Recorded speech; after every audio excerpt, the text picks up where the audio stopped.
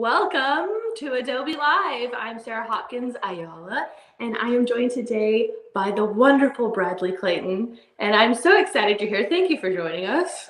Oh, no problem. Glad to be here. Yeah, so today, and you are, to introduce you, a Brooklyn-based comic illustrator. Very cool. I love this. I'm so excited to do this today. This is my first hosting of an Adobe Live, so I'm glad to be here as well. But today's show, we're going to be talking about having artists work for free.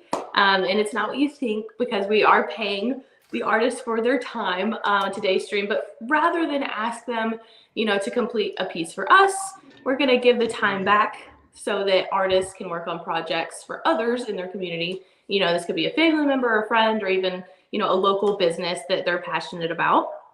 And we'll be live with Bradley for the next hour, followed by Max Kolomaski. I'm so sorry for butchering that last name. And Jacob Paris, and I'll be relaying your questions and comments to Bradley. And as he works, so be sure to join in on the chat on YouTube or on Behance. And looking now, let's have Bradley. Here you are. I'm so glad you're here. So how's it going? What's up? Hi, I'm good. This is my first time doing anything like this too, so we're learning together. But yeah, I'm good. I'm good. It's a nice fall day in New York, and I'm finally wearing all the sweaters that I've been accumulating. Hopefully, layers. It's all about the layers. We had a freeze warning here. I'm in Atlanta, so we had a freeze warning, and I have a feeling in my bones, and based on Farmer's Almanac, we're going to have a very, very cold winter this year. I've been telling all my Uber drivers for some reason. I don't know why. One may hope. We're getting snow this year in Atlanta, okay? I'm from Alabama, and it was the same hopeful thing every year. It was always like, maybe. And since the planet's melting, sometimes you do get snow, and that's not in the South. It's like every 5 years or so, you can kind of track it. But I went to school at Auburn in Alabama. So wait, what part of Alabama are you from, real quickly? And I want to know. Oh, I grew up in Birmingham, and then I went to the University of Alabama. So rivals, baby. Rivals will fight after this. We're gonna rumble. We'll meet somewhere halfway in between. Okay, cool. Well, let's go ahead and get started. So Bradley, I really want you to kind of tell us about yourself. Give us your elevator pitch of who you are as an artist.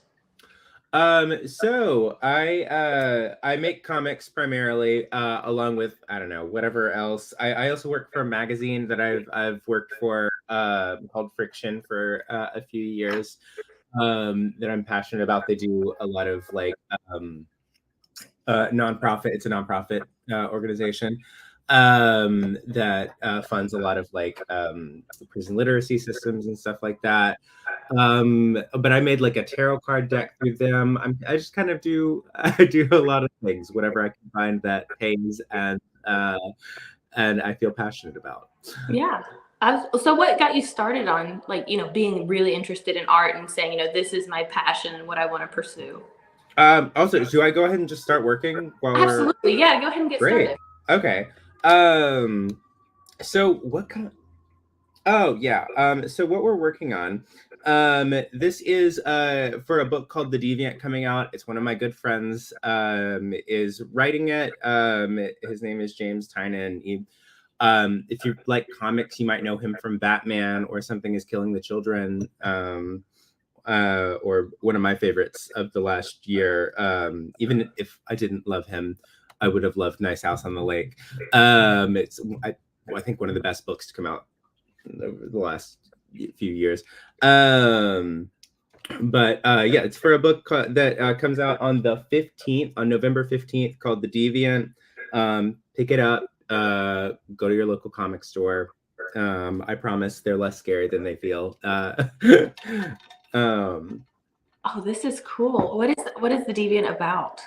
So The Deviant is about, there was a string of killings that happened back in the 1970s, I believe, that was blamed on this guy, who was, it was killings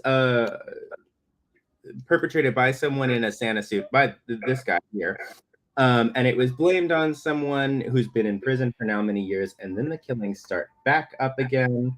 Um, but it's sort of a time hopping kind of mystery a little bit. But it's a lot of fun, and I love seasonal. I love seasonal anything, but particularly I've always loved seasonal horror. Same. And there's just something like oddly cozy about about like seasonal horror. Because I don't know who isn't scared. I mean, I already have my Christmas trees, plural, up in my house, so You better. I'm all aboard. I'm all for it. And also I thought this is a nice bridge between the Halloween season where we're just now kind of wrapping up, and then the Christmas to come. And Absolutely. I don't know, Thanksgiving's on its own. Yeah. No one wants a Thanksgiving comic.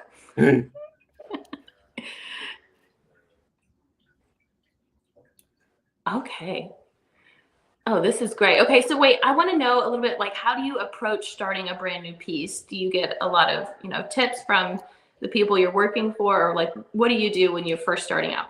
So in terms of my process with this one, I can show you. I saved the sketch because I thought, all right, do I still have it in here? There it is. This is my flats layer. It's ugly.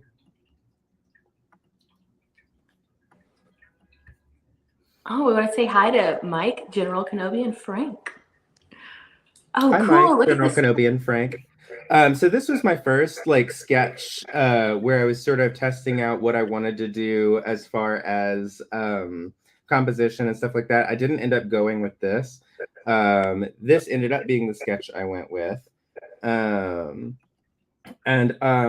show you a little bit more. So a lot of the imagery for this book involves sort of like turns on classic. Oh, hold on, let me do this over here. Turns on sort of like classic like Christmas imagery and stuff like that. Because all that stuff is pretty fun when you can kind of turn it on its head a little bit. Yeah. So for this, I was referencing this J.C. Leyendecker illustration. Let's see if I can get it imported into here. Yeah.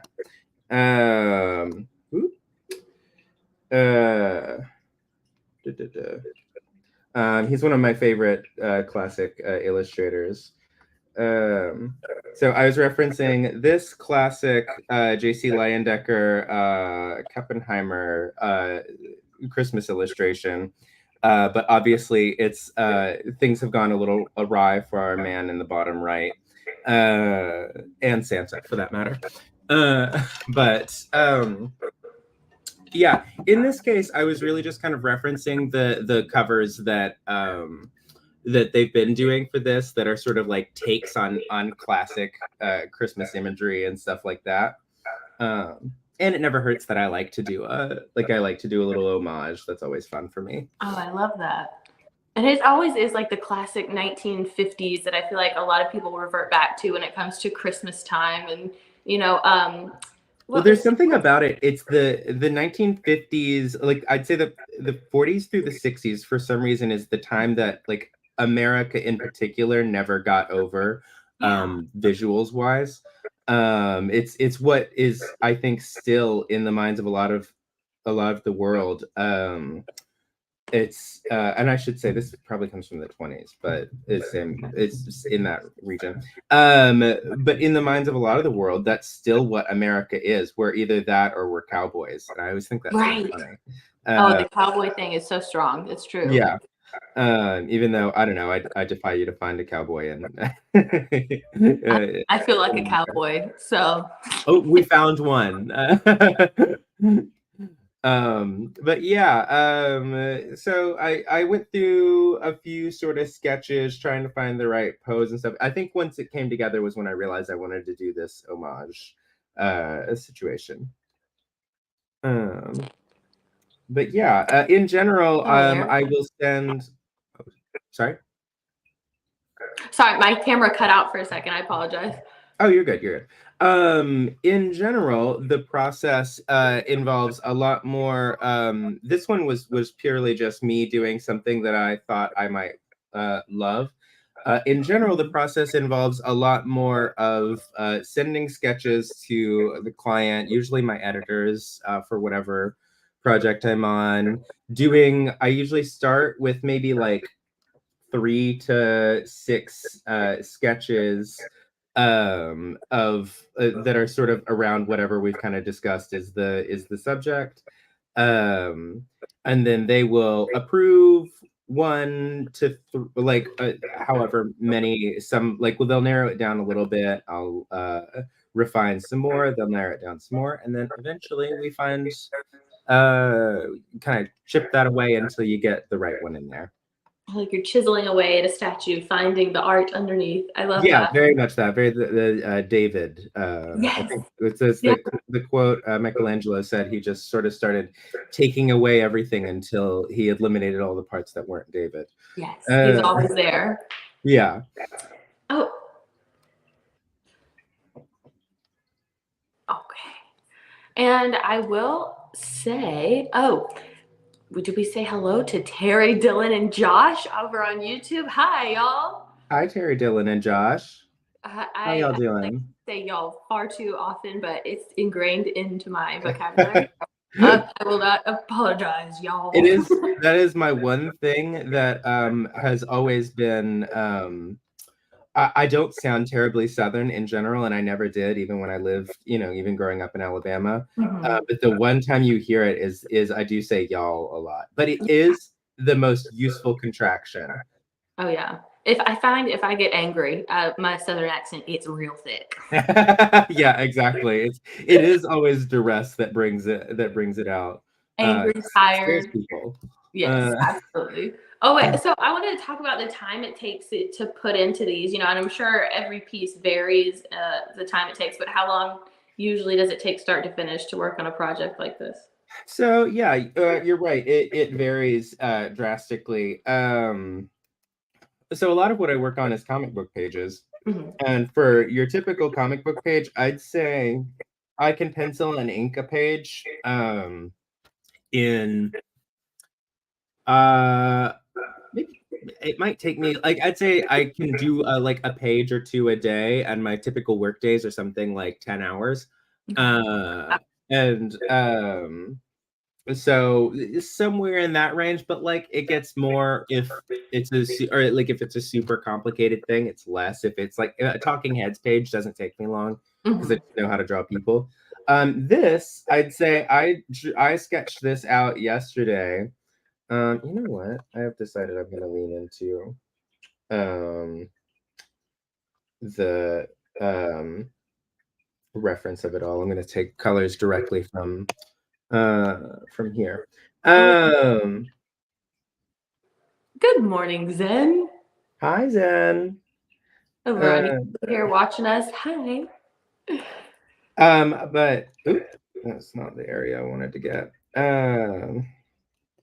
I was gonna take colors directly from there, but I'll probably just add an overlay layer. Anyway, sorry. I figure I like when I'm watching stuff like this for people to kind of explain a little bit of what their thinking process is. But let me know if it's boring you to tears. No, I think this is really interesting. I don't get very many chances to sit and watch someone go through their whole process. So this is a very cool thing that Adobe Live does. Really cool part of it. But yeah, I'll kind of walk you guys through. So what I'm doing now, if you notice the Adobe Photoshop would like to record this computer. Oh, why is it saying that? Screen and audio. They're watching us. Yeah, what's going on? What should I'm gonna say deny, and if this throws off everything, I'm so sorry. Okay. So what I'm doing here, if you notice, this piece that I'm referencing has a very particular color palette, where everything has like a really harmonious situation. It's all in these like beautiful warm yellows and creams. So what I'm doing now is I'm throwing an overlay over even the inks because it gives everything from the I'll throw it through a few colors. So if I wanted a purplish vibe, it throws everything, even the blackest blacks and the whitest whites, take on a hue kind of like what you're adding to the top. So what I want is something warm and a little darker than this. Let's see, and you can add saturation or take it out depending on what you find you want. I'm gonna say this for now. Ooh, hold on. It has such an antique vibe to it. Yeah, exactly. It really gives it that kind of like antique thing, kind of like the piece that I was referencing. I decided I want to go just a little. Okay. But anyhow, so I sketched this out last night, and it probably took me from initial sketches to like completion of the inks, maybe 3 to 4 hours. Mhm. And then I'm going to color it in, I don't know, hopefully the next 40 minutes. Yeah. And it sounds like you had really clear inspiration for this one in particular, but do you ever run into like blocks creatively? And if so, how do you get through those? That's a good question. I absolutely do. And the way I get over them is I stand up, I take a walk, I maybe flop down, face down on my bed for about 5 minutes and play SimCity on my phone, Yeah. and then come back to it and try to punch through it because you got to. Yeah. I'm very art block wise. I'm very utilitarian in terms of just I must eat, so it shall get done. I mean, Um, true. It's what's true. And but that approach helps some people. It doesn't help other people. So take that with I don't know. Take that with your grain of salt. no, taking a walk, I feel like is always a good move that I forget to do, and it feels like the most basic human reaction to do it. But if you just get up and walk around, it gives your brain something else to focus on, and The it's true. body. It's unfortunate that the easy answers are always are like 9 times out of 10 the correct ones. Because like I honestly want everyone to be wrong. I want diet and exercise to not make me feel so good. Mm-hmm. I Yeah. want like I want popular wisdom to be wrong and me to be able to live however I want, and it doesn't make any material difference on my brain. That Yep. just is not the case. And sleep Uh, too. I hate sleeping. I want to be awake all the time. but how does anyone stop what they're doing long enough I say as I take a swig of my the coffee the size of my head. Same. But Right there how does with you. anyone how does anyone stop long enough to do that? Mm-hmm. Also, since we're talking about influences for this in particular, so I'm going to slide this up here. I'll move it when I need to color what's under it. But I'll show you the character I'm referencing as well.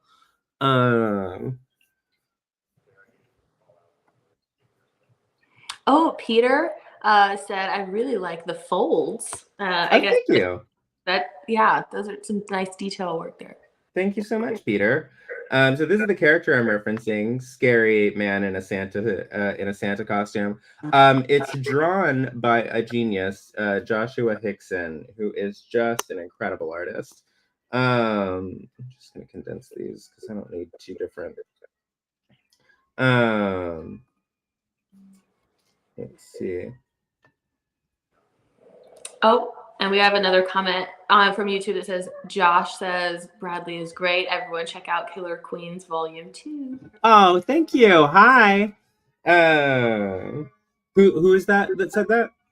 Josh Cornelian. Oh, hi, Josh. Josh is one of my best friends. So good to see you here. We love the support. This is great. Yeah, truly. So support your girlies. Yeah, what is Killer Queens Volume 2? I'm sorry, I'm not familiar. What is it a comic? It is. So Killer Queens is a book that I'm doing with David Boer. Or I guess did. Now I'm done with my part and it just must be released. 2 issues are out currently, and the third comes out this month. And it is a book about queer space assassins. Yeah, it's a lot of fun. Okay, so I say it's about queer space assassins. What it is actually about is these two friends. It's volume 2. There was a volume 1 from like a year ago, I believe, that I didn't draw. But it's also pretty. You have to don't read it in order to understand number 2, or is it at the they're pretty standalone. It explains everything you need to. Volume 1, you should read it because it's fun. But like, volume 1 basically establishes the characters, and so you get an idea of their dynamic and stuff. And then volume 2 goes, you get a feel for where one of the characters, the planet one of the characters comes from, and a little bit about her younger sibling, who is a non-binary character, and the struggles that they have on their planet. I don't want to spoil too much there, but there's it features a lot of fun stuff. A Colosseum fight with a king.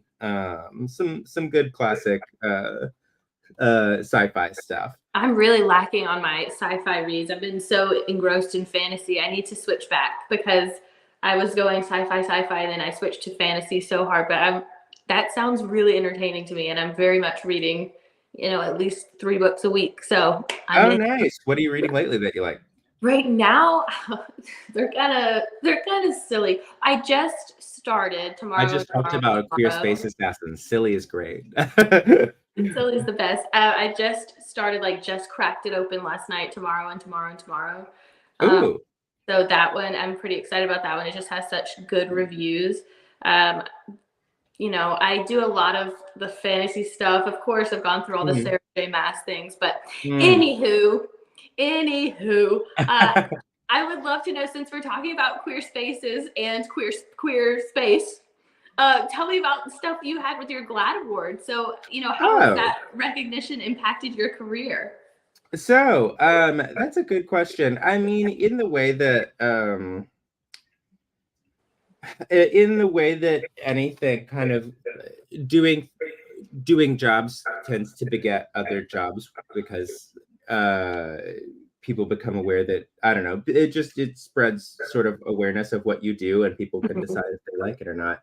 But yeah, so what I won a GLAAD award for, it was for an anthology book called Young Men in Love, where with actually someone in this chat is Josh Cornea is also in that book. He is an incredible illustrator on his own. But yeah, so my story in there, I drew a story that was written by Terry Bloss, and it was about sort of another fantasy thing of a man that moves into a haunted house and then falls in love with a ghost. But Young Men in Love is all ages kind of queer thing. The idea is I'm gonna take this layer off because it's affecting what I'm selecting. The idea is that it's something you can buy for the queer person in your life, or if you happen to like uplifting romance stuff, like you like romance novels, that's the book Absolutely. for you. I love a romance novel. I love the romance comic in general. I think it was once a cornerstone of comics, and it kind of got a lot of the things that used to be other cornerstones other than the superhero books kind of got crushed by the onslaught of the superhero mania. Yeah. And I would love to see and all those still exist. But I would love to see a huge resurgence of more I don't know, more mainstream westerns and romance books, and I don't know, whatever else we've had time to concoct over the last 60 years. Yeah, there are so many stories to tell, and it does seem like superheroes have taken over the comic world a bit. But I mean, a lot of those are really. And I love superheroes, but yeah. there is so much more to the medium of comics than the people in spandex. But Which we love spandex too.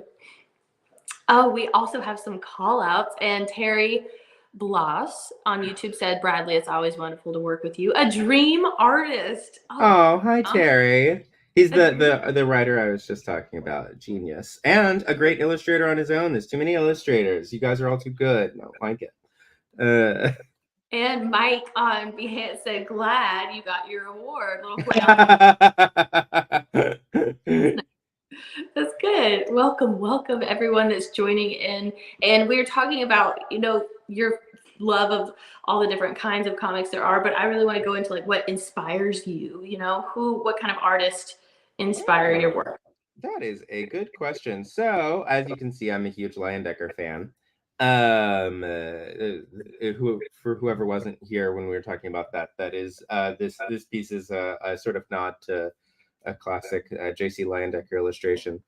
But I like a lot of artists. I like everything from sort of, I don't know, modern day comics to classic illustration, everything in between. I mean, every day I'm primarily a Twitter user. And every day I get on there and discover just some of the best artists I've ever seen making work and making a whole volume of work for me to look through that. I don't know. It's like nothing in the whole world. And how do you meld those classic elements with, more contemporary themes in your work? That's a good question. I find that everyone, I don't know, the way you make art, style is a thing that a lot of artists, especially younger artists, worry about a lot.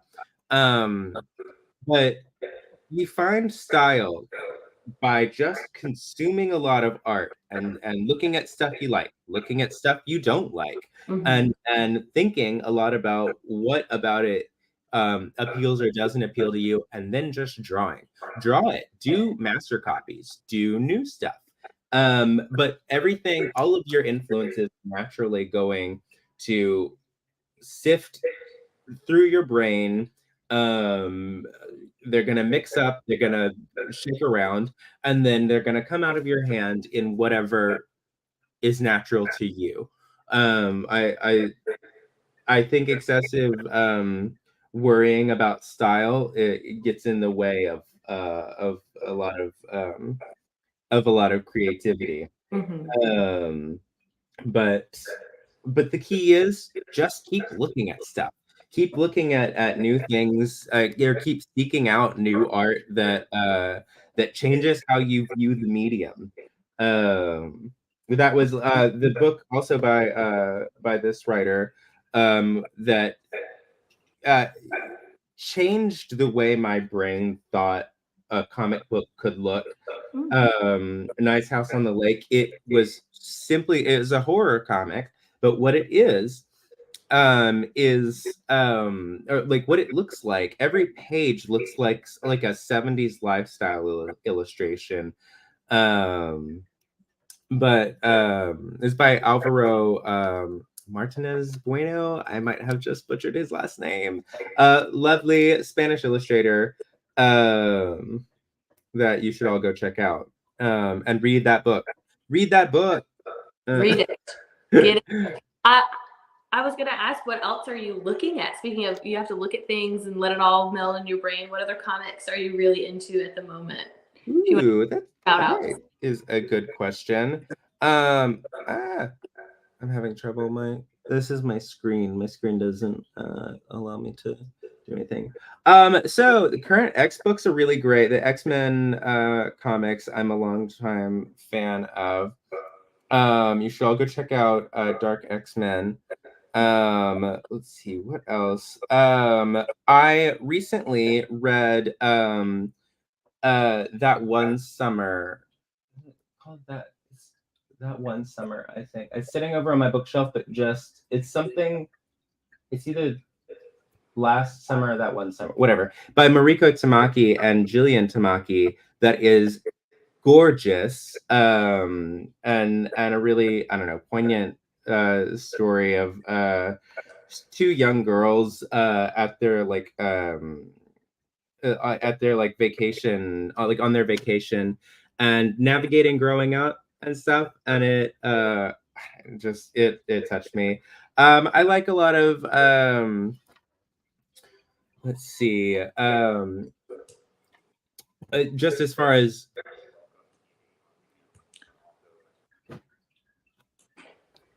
Oh yeah, we are at our halfway mark. That is oh my so gosh, true. I've got to speed up. Yes, and welcome to Evie Johnson on Behance. And I'm so glad anyone joining in now. This is great. Glad you're here. We're at the halfway mark. Do you feel like you're halfway done with the coloring, or have I been distracting you with all the questions? No, it's coming along okay. I still haven't even added the blood though, so I got to get on that. It looks beautiful. Oh yeah, we need more blood. Because look at my guy. And I haven't added the cheek things here. But look at. Yes, and just to kind of re-summarize what we're doing now that we are at the halfway mark, what we're kind of showing is we're asking the artists to work, quote, for free, but it's not, actually asking them to do work for free. We're paying the artist for their time here on the stream. But then rather than asking them to complete a piece for us, we're giving them time back to work on projects for others in their community. And this beautiful cover here, this is just looking so good. And this is such a cool concept, rather than having, commissioning something for Adobe or, making them do something, they're getting to give back to their community or a loved one. So I think this is a really interesting way to take on this hour together. Yeah, this is for to refreshing, and this is for the book a friend of mine is coming out with called The Deviant. It is scary. I will constant warning up front in case you can't tell from this. It is a blood-soaked Christmas horror story, but it's also I got to read issue 1 and it is really good. So if Christmas if seasonal horror is your thing, give it a look-see. And earlier you did mention this is the perfect bridge from Halloween to Christmas because we skip over Thanksgiving. Exactly. Who show me a good Thanksgiving horror movie. Right. Good Thanksgiving song. Show me a good Thanksgiving anything. Exactly. Read her. Get Thanksgiving. Right now my kid is obsessed with The Nightmare Before Christmas, so this feels that bridge. Oh, this is very in that vein, yeah. Oh, and another thing I like to do, since we're at this halfway mark, so you can look back at what this looks like. Oh yeah, let's see. With the overlay layer, and another thing I like to do, so I'm primarily a digital artist, but I don't like things to feel overly slick. In case you can't tell, I like a lot of texture. I like a lot of other stuff in there.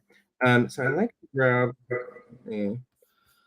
I like to throw a noise filter over the top, and see if my computer ever recovers. Hold on. Have you always been a digital artist? I mean, now that you say you do it primarily, but what did you do? No, not really. Hold on, it's trying to kill me. I got a degree from the University of Alabama in art with a digital media focus. Because I kind of knew I knew that was the direction I wanted to go, but I didn't know how to do anything when I got there. Which is a good reason to pick a major. But I knew when I was there. Oh, and I'm throwing it on soft light, and I like to hold on. I'll zoom in on what it looks like to begin with. If you can see, let me see what it's like snowy too. Oh yeah, the snow is its own thing. But if you can see it, it's added all of this texture in there that just makes it feel a little more natural, a little less slick. Now I've got to change my color grabber settings. Sample Yeah, currently. I was definitely looking at the snow. I was like, oh, that's cool, but I see it now. My screen is too small. I need all the monitors. This Oh, is say I need to be Batman in the Bat Cave. Like I need how many I need monitors do you have right now? just the two Oh, currently. But what I desire, what I want in my heart, is oh, okay. Sorry, one of my friends texted me that's in the chat. But what I want in my heart of hearts, is the whole Batman setup. yes. Let's see. Okay, and so we've got this. I'm gonna start adding blood now because I think that's important. Blood. Uh, okay, so if you can tell, just in terms of major things in how I make this, I'm gonna take this off. This is my flats layer. This is the layer I keep. It is ugly as heck. But it is the thing that like separates all my colors so I can easily select. And then this is where I take that and I get the colors a little closer to what they're gonna be in the end. And then this is my rendering layer. Oh. I like to lock all of the layers that I'm not going to be touching because I'm not responsible enough in the moment to remember not to color random layers. Can I ask a silly question? What's the most number of layers you've ever done? So I'm a minimalist. Even looking at this, well, technically neither of these are necessary. This is my sketch layer. I'm a minimalist layer wise, and I really I don't believe in having more than like 10, maybe a little more than that. That seems like a lot of layers, but I have friends that work regularly in like a gargantuan situation of like 7 layers for the pants, 8 layers for the like. But Mm-hmm. that's not my actually, since you asked if I've always been a digital illustrator, I do think it's because my background was in painting long before I was a digital girl.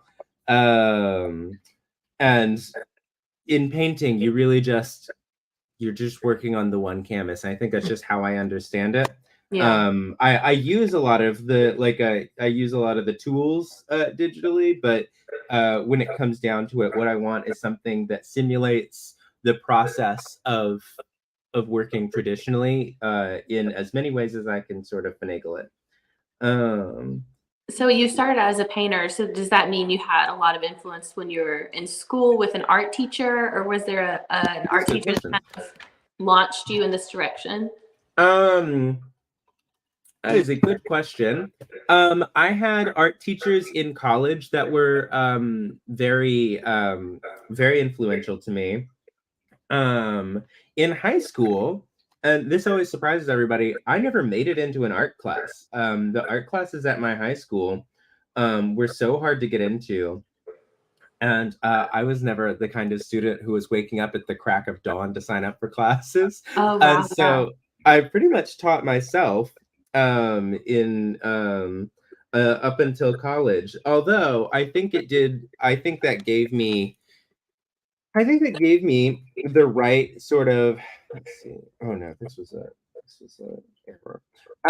I think it gave me the right sort of, I don't know, idea of what creating was going to be like in Mhm. general because the truth is um it takes a lot of people to make a book, but most times when you're creating art you're doing it alone. Most of your time and that's a thing people ask about making comics and stuff, and is it fun, do you love it, and the answer is yes. um Oh, I'm just you looking at the blood. This looks so good. yeah, it feels. Oh, so I'll explain and I'll get back to what working comics I'm is like. sorry, I got Oh distracted. no no no no no no! This is and so this is in. If you've noticed, I've been doing all this like rendering, this like gentle rendering to everything in multiply layers. Another thing I do in multiply layers, which you can see over here for whoever's not familiar, is by running this blood over it, it follows the natural sort of like it changes the color under it rather than slapping a color on top. So it looks like But it's yeah, seeping through the bag, exactly. filled That with is body parts. filled with bodies. Yeah.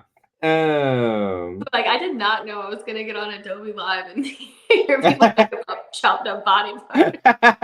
I did. I made this because I was like, well, what could I make? What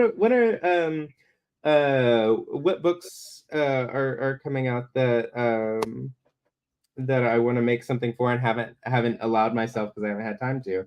And then I was like, are they gonna let me get away with something really gruesome? And so I did it and it's worked out. So I don't know. And they're not stopping you, not yet. Yeah. You got 20 more minutes. We'll see. Yeah, the night is young, honestly. But anyway. Look at that blood. Oh, sorry. You were talking about art Oh school, yeah. art school. So yeah, but I do think teaching myself to draw um uh, gave me a sort of um comfortability with spending vast amounts of time not doing this stuff with my friends and not doing, I don't know, of sitting alone and making art, which is how you get better at art. It's an Now I'm just intimate sort of, process. yeah, exactly. Now I'm just sort of going through here and adding blood where it seems fun. Ooh, Before I on wanted the to get it on that. beard? Yeah, let's ruin that beard. I'm gonna get my reference back here. I'm not following this like to the letter, but I like to have a sort of reminder of what. I'm gonna leave that alone because that's red enough in general. Um, but as you can see, I like to go like blood spatter wise. I like to go a little random, because I don't know. If you've ever done this before, you can't. There's no anticipating where it's gonna go. That's Uh, right. I mean, like the splatter marks can look like, what is it? American Psycho? Uh, oh yeah, yeah, very that. Yeah. mhm. Just Uh, splash, splash, uh, bloody conversation. Sorry. Merry Christmas. Merry Christmas, everybody. It's gonna be great. Happy holidays. And do Uh, you teach others as well?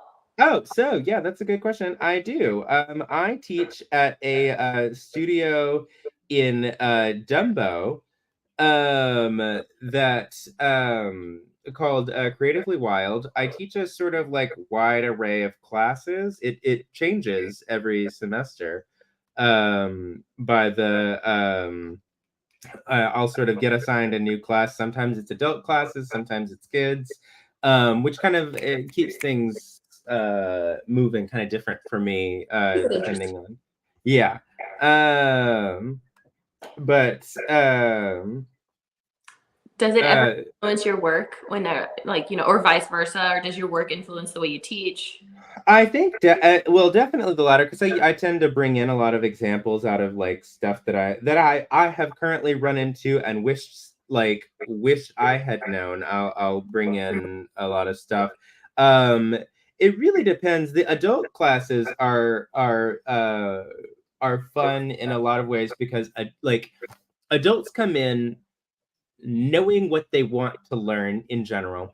Um, and that can either be a huge boon to them and allow them to like achieve a very specific goal, or oftentimes it's I have students that come in very ambitious and going, I want to learn, so like one of the classes I taught recently was a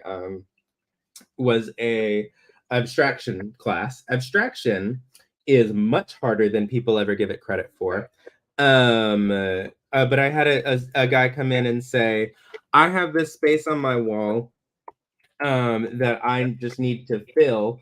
Can you teach me to paint like Mark Rothko? And I went, no. like, I'm not Mark Rothko. well, the truth is, I can teach you a lot of things. I can teach you techniques. I can look at his work and piece together various like ways that he maybe constructed something.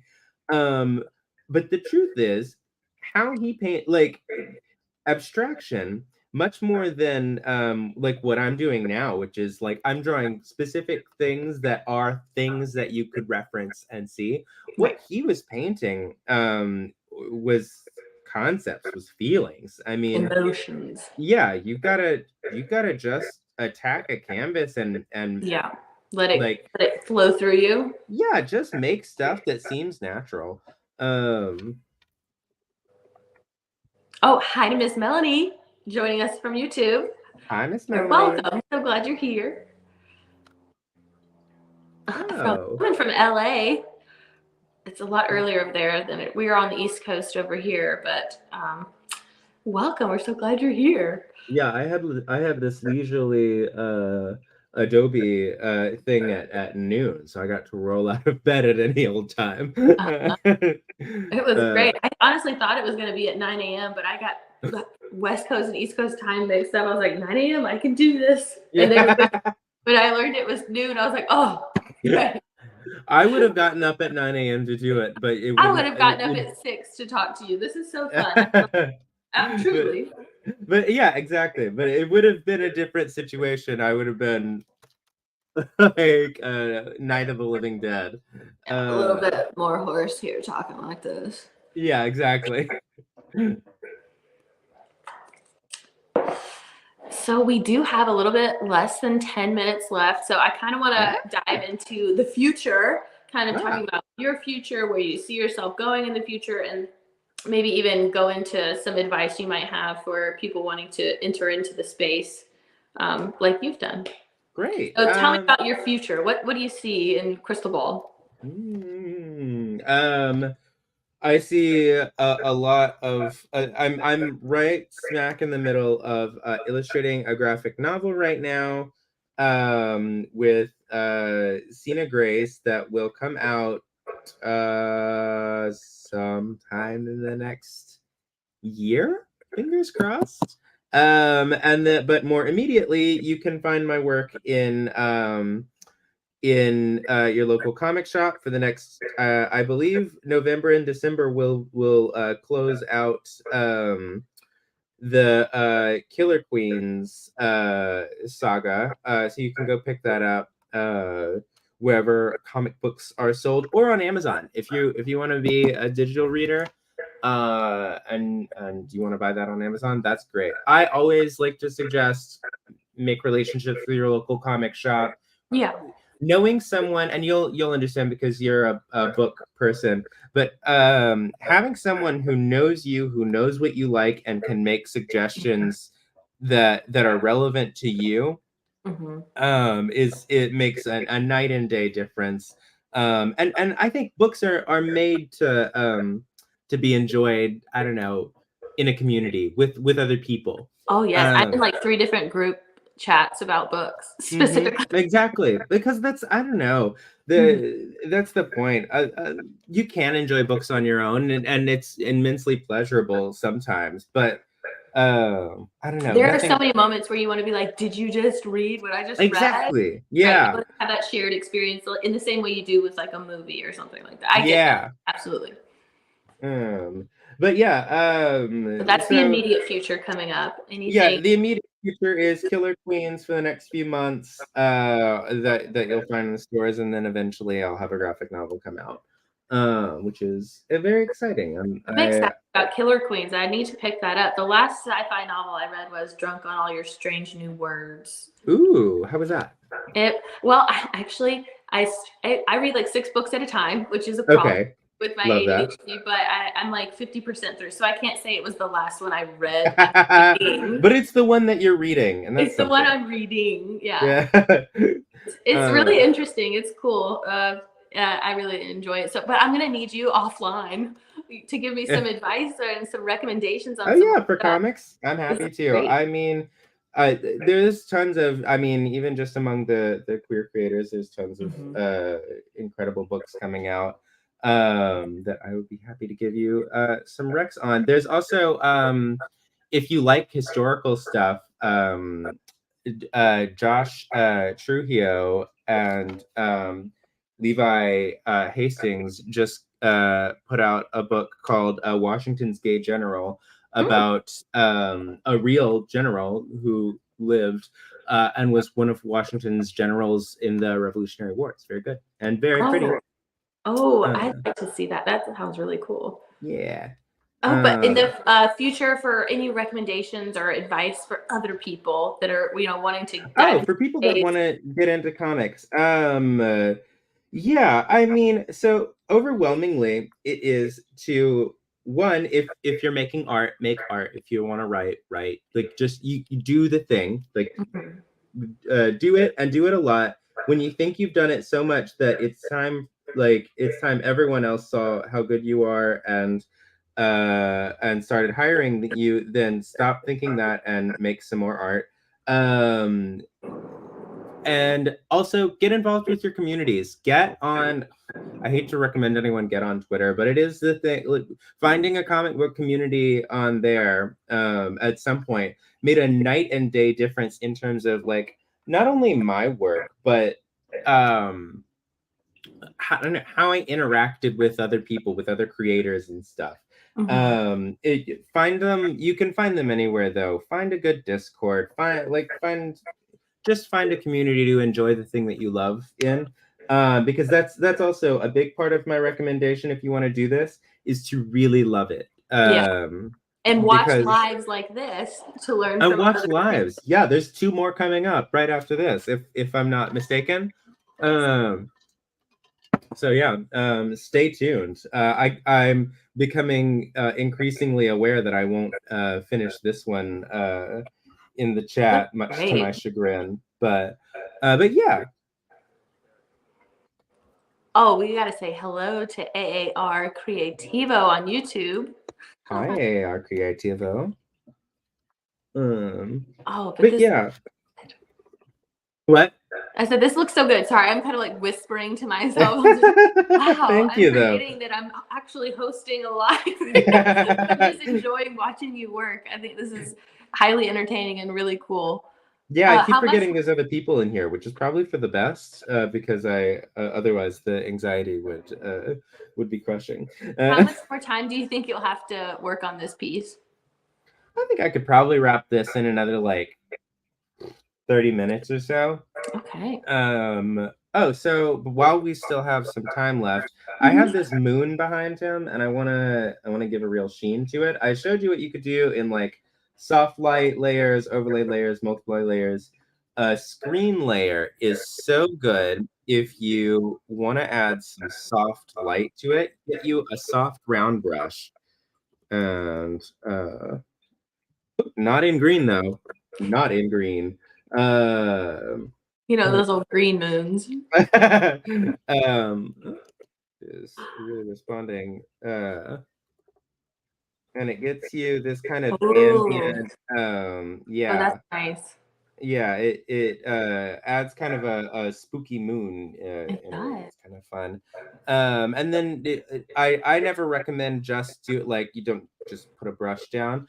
Put it down there and then go in with another soft brush and then like eliminate, like just keep adding and subtracting until you have something that feels like moonlight.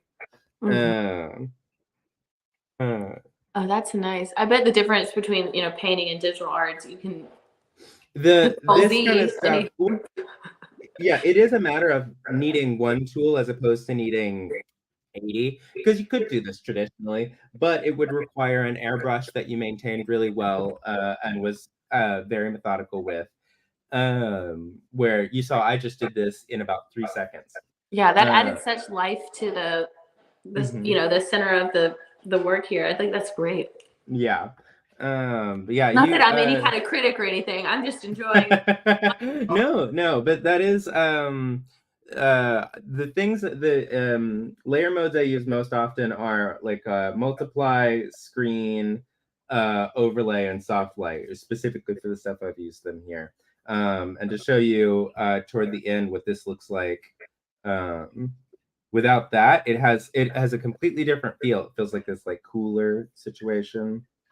I don't know. I love layer modes. That is it is a thing I love about working digitally, is completely changing the work by just adding something really simple. All those layers. All right. Well, I really appreciate you taking the time And I really appreciate everyone that joined in to watch. Thank you so much for hanging out with us for this past hour. This has been so fun, but sadly we are out of time for our show. And I just want to thank the chat. If you participated in the chat, both YouTube and Behance. And of course, I want to thank Bradley for your time. Thank you so much. That's great. This piece is turning out so good. I know you said you have like 30 more minutes, but it's looking flawless. It's great. Thank you. Yeah. It's a pleasure to be here. Lovely to meet you. Absolutely. Likewise. And we're going to take a quick break, but in a few minutes, we'll be back with Max Kolomensky. I believe I said that much better than I said it at the intro of this live. So hopefully I won't get a letter in the mail mispronouncing it. why would anyone do that, Sarah? Anyway, he's a designer, illustrator, and animator, and you might recognize him from TikTok as the guy who anonymously redesigns local business flyers in his neighborhood. I definitely have gotten a few of those on my For You page, and I love it. It's just makes him look so much better.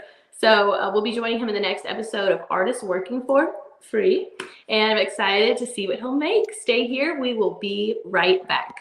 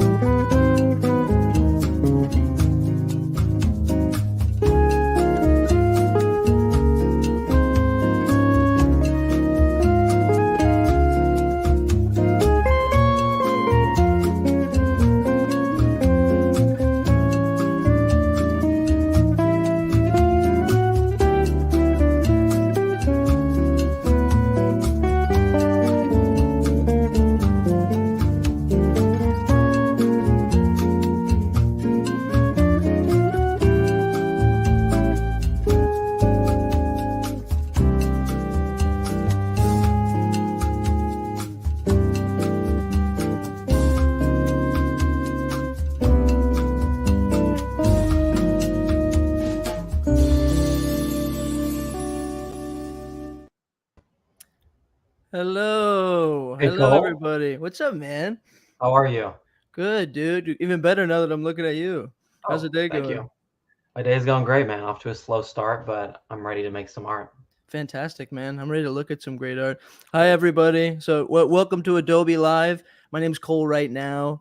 I'm a multimedia artist, impressionist, and musician from LA.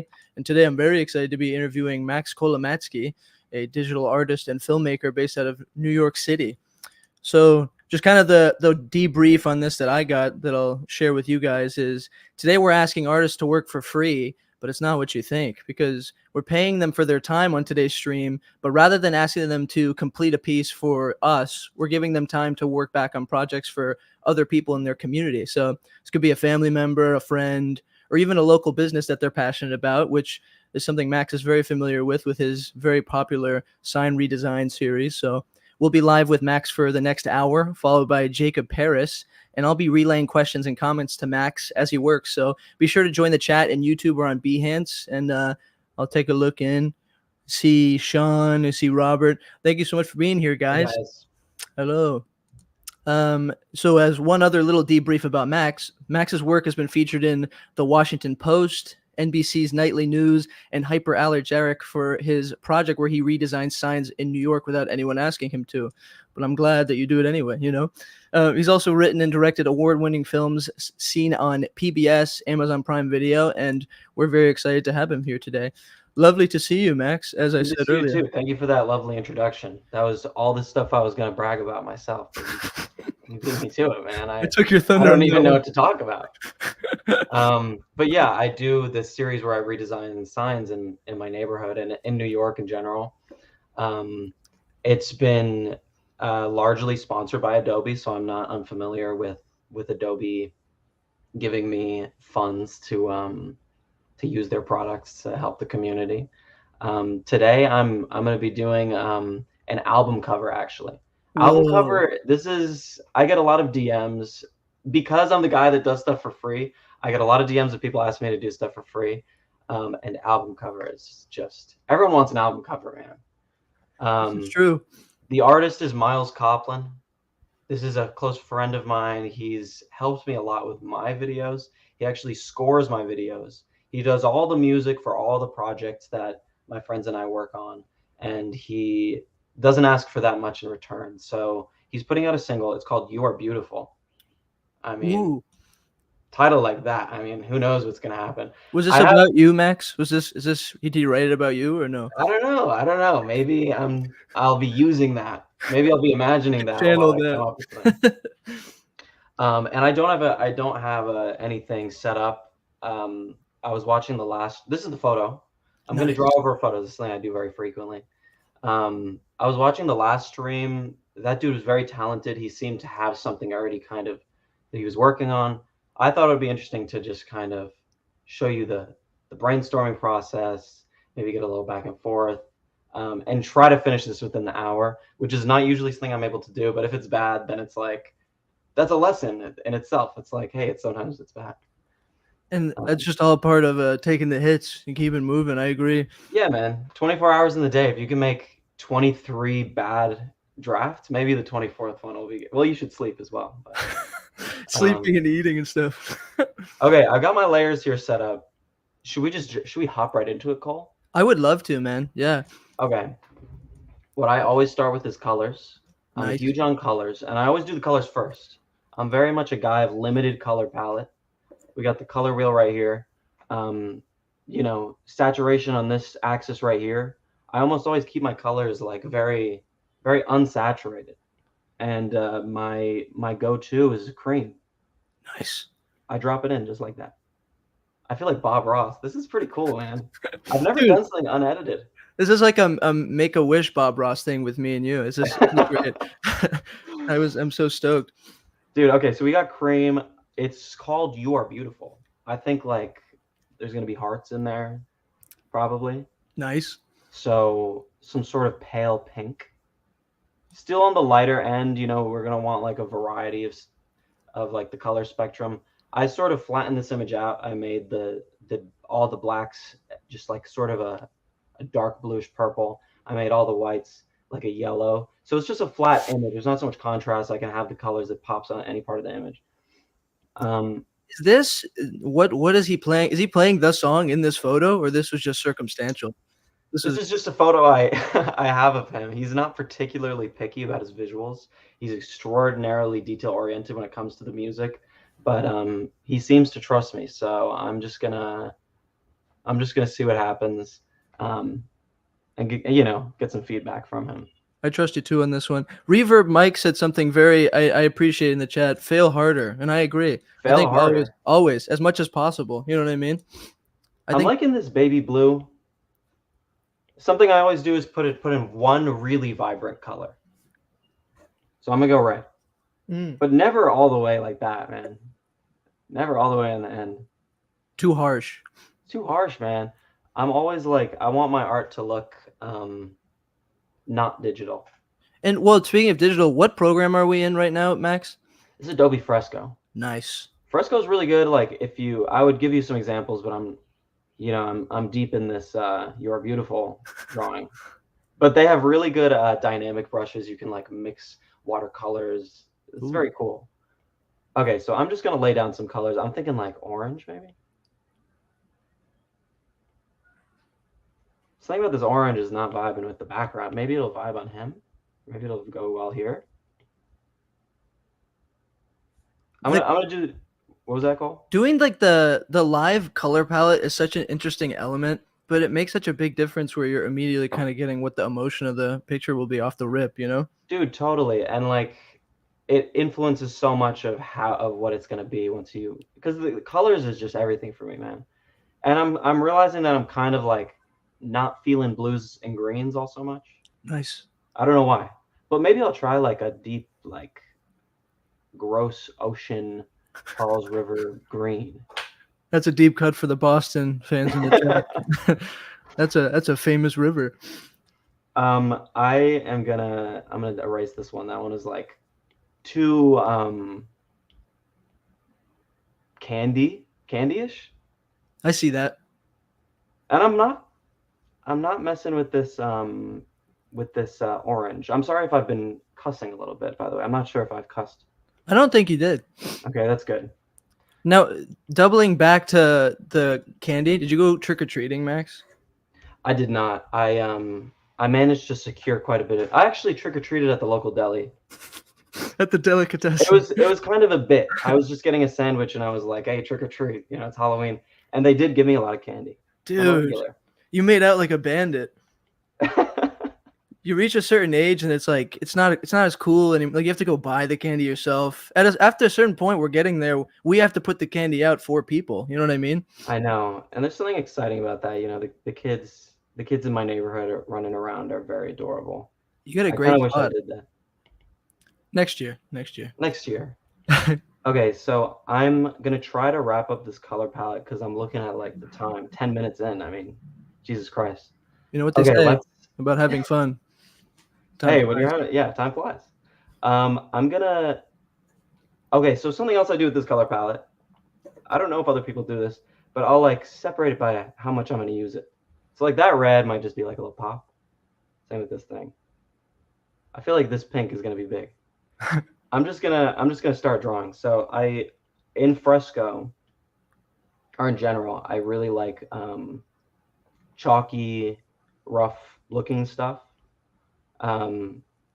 So this kind of, honestly, this is pretty good. This is the Vine charcoal too. The charcoal series is very lovely. All right, let's just give it a shot, man. I'm gonna lay down a rough sketch. I like to do a rough, just really rough one, and then I go in with a little bit more final. So I think like I'll have like the title down here. Nice. Or something. And it's being cut off a little bit here on the edge, but that's just because that's the edge of the frame. I might put him in like a full outfit. Ooh. Now, by the way, do you get font inspiration, Max? Like when you do your really like blocky, the cool looking like bigger text that you put on a lot of these these posters. Is it like inspired by fonts at all, or you're just doing that just kind of off the dome? Dude, I actually was going to cover that a little bit, and maybe I'll do that next once I'm done with this sketch, because I normally I actually do use Adobe fonts. I think it's great. It has a good search engine for fonts where you can like separate it by the vibe. I think you could say like funky or something. You could say like vintage or whatever. This is pretty funny. I'm kind of really liking where this is going. I like that he's kind of got the babushka thing going right now. I think we gotta have like another guy that's like dressed the same. The hand on the shoulder. Yeah, right. Okay. So we'll have a guy over here, and then maybe like a dude over here, doing the same thing symmetrically. Per Sean, off the dome, just kind of improvised. Kind of like and that's how I used off the dome too. I've been living in the improvisation lately. I talked to Max about this a while ago, but I feel like that's when you get your best work, which is also what Max is doing right now too. Yeah, this is my best work. And no, I actually I woke up early to try to come up with something. Nice. So I could just like clean up a sketch. But as it turns out, that put a lot of pressure on me. I'm just like, I think it's better just to do it in the moment. I'm gonna toss in my colors. I'm also gonna make this smaller. Nice. Let's bring it over here. I know that they have some sort of palette feature, but I just like to like use like the palette in the corner with the eyedrop tool. Okay, so we'll have pink, and then there'll be some like up here. I'm really loving. I already feel the love, Max. I'm loving the love. Dude. You know what I mean? You are beautiful is the name of the song. Now, can I ask a total? This is a non sequitur, but I am interested. Where did the name "Cool Looking Bug" come from? Do you just think bugs are cool looking, or what did it? No, I hate bugs, man. It's not even a joke. Like, I don't remember, man. I didn't think that this account would be the account that's like represents me. Yeah. It's just kind of like a random funny thing. I remember somebody asked me like, "What's your spirit animal?" And I'm like, I don't know, just like some cool looking bug. That's sick. I liked that, and I like secured the username. I thought it'd be like a Finsta or something, and then I ended up using it as like my art when I started. And I didn't even think art would be my thing in general. I'm not loving this blue. I think maybe like one or two. So yeah, cool looking bug. I don't know. And then I sort of started trying to like lean into that with my style a little bit. Yeah. In the very beginning, when I was just starting to sort out, all right, these guys are gonna have faces, and I think Miles should have like some sort of eyes. Okay. Let's go in for the final, because I 115, man. It's flying, man. Okay, so I am going to go into the layer opacity here, drop this down. Oh, I actually did this on 2 separate layers. It's very intelligent of me. Nice. It's actually very inconvenient. We're going to just merge these down. Or actually, you know what? I'll just go like this, go like this. So I can always bring this back, audition a different color. Okay. So now this is lower opacity. I can kind of see what I did. The fonts. Let's talk about the fonts. So I actually have this image in here. This is a German hand lettering font. Dude, that I found so cool. on Pinterest. I'm not sure if I'm meant to plug any other businesses here, but if you go on Pinterest and look up royalty-free vintage font, you'll find some stuff like this. And I like to experiment. Like this will genuinely be experimental. If it doesn't look great, I'll just write it out, hand drawn. So you are beautiful.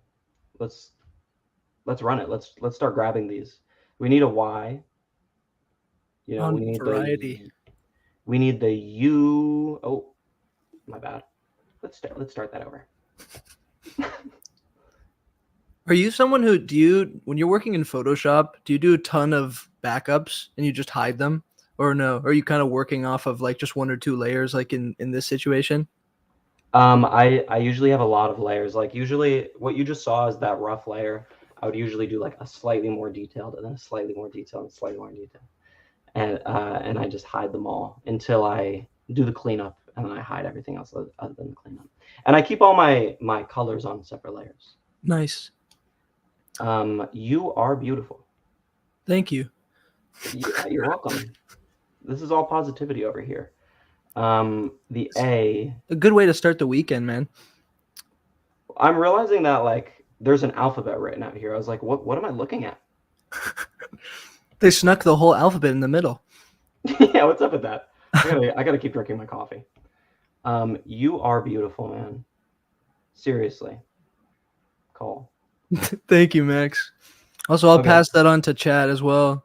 Yeah, you guys are all beautiful. Thank you for joining. Yeah, no, seriously. And I know, Robert, I know you're saying hi to Josh and Ryan, but I'll just say, hey, what's up, too? I'll get in there and send my regards. We're going to mask this out. Whoa. Let's actually do a transform. Oh, to this layer type. I think I need to convert it to a pixel layer, and then I'll transform these out. All right. Get out of here. So what I'm going to do is I don't know if this can be very time consuming. So I'm just going to do the U. Y-O-U. Keep it simple, you know? And then we're in the game. You know what I mean? Then we're in the game. If it looks good, then that's just busy work for later, you know? I'm not going to worry about that right now. I'm live. Dude, So, we're live right now. We're live. When does Miles' song come out? I mean, he obviously has to wait until the album cover is done, but is this almost there, basically? You know, he is a songwriter first, and he has had this song perfected just on the guitar singing. And he's right now working with a very talented producer. My bad. I'm famously not great at multitasking. This is why I'm fumbling around so much. He's working with a very talented producer here in New York that's sort of helping him, you know, make this thing come true. He's going for a very different kind of production style, and he wants it to be very professional, industrial. Oh yeah. He's modeling the production style off of Paul McCartney's first solo album. I think it's called McCartney 1, and it's very like bedroomy. That's like sweet. Very, yeah, like, you know, I think Paul was just had like a 4-track recorder that he used, and it's very like you know, homegrown sort of aesthetic. So for some reason I feel that this font matches that. It's got the bedroom pop vibe. Chat, does anyone know who the Beatles are? Is anyone familiar with Paul McCartney? They're pretty cool. They made some great tunes. Oh yeah, that's right. They did a new tune literally yesterday. That's been true. 30 years in the making. Okay. So here we are. Oh, actually no. I'm going to make a new layer.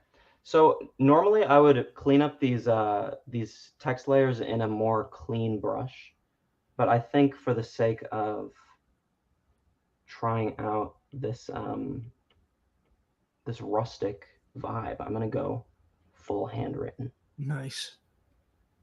And then I just trace it. When you commit to the aesthetic being very hand drawn, it gives you a lot of freedom to like mess around and just make it a little sloppy. So that's kind of my thing. It's adding character, you know? Yeah, I think like I love digital art. I actually, you know, if you handed me a pencil and a piece of paper, I would you know, crumble to pieces with anxiety because I don't know how to do that. But digital art also is a little bit soulless in that sense. We got my TikTok pulled up. That's pretty cool. Hey, pull up the tape. Yeah, let's pull up the tape. Run that back real quick. This is my TikTok account. Yeah. Show us one of the hitters.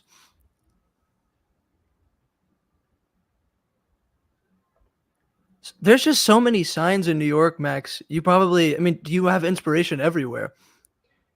I do, and I've become weirdly very selective with them because I think on the first like few weeks of me doing this, I was like, oh man, this can never end. But there's a lot of the same sort of signs. There's a lot of first of all, this is looking all right. I'm gonna fill it in because it's feels a bit too dainty. Miles is a powerful figure. Emanating a powerful stature. Yeah, so now I'm just going off script with the whole tracing business, as you can see. That font is royalty free. If it were copyrighted, though, I'd be good because I'm completely kind of changing the weight of it.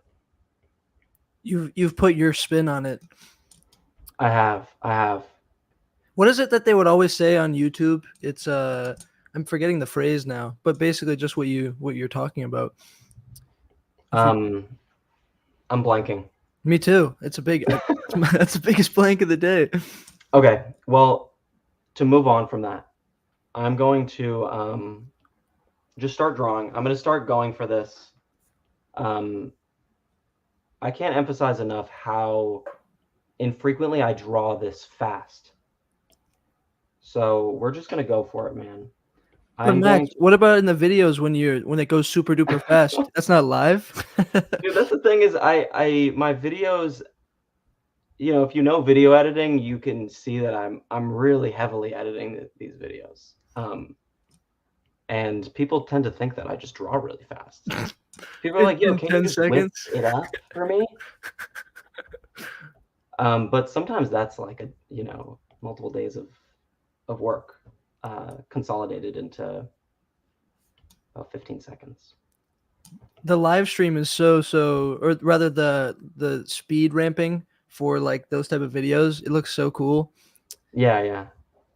I'm also very keen on adding sound effects of like a pencil. I mean, it's like I forget what the neurological thing for that is, but it makes a massive difference. And also, just per chat, Sean said, "Steal like a pro." Absolutely, I think they say all great artists steal. Yes.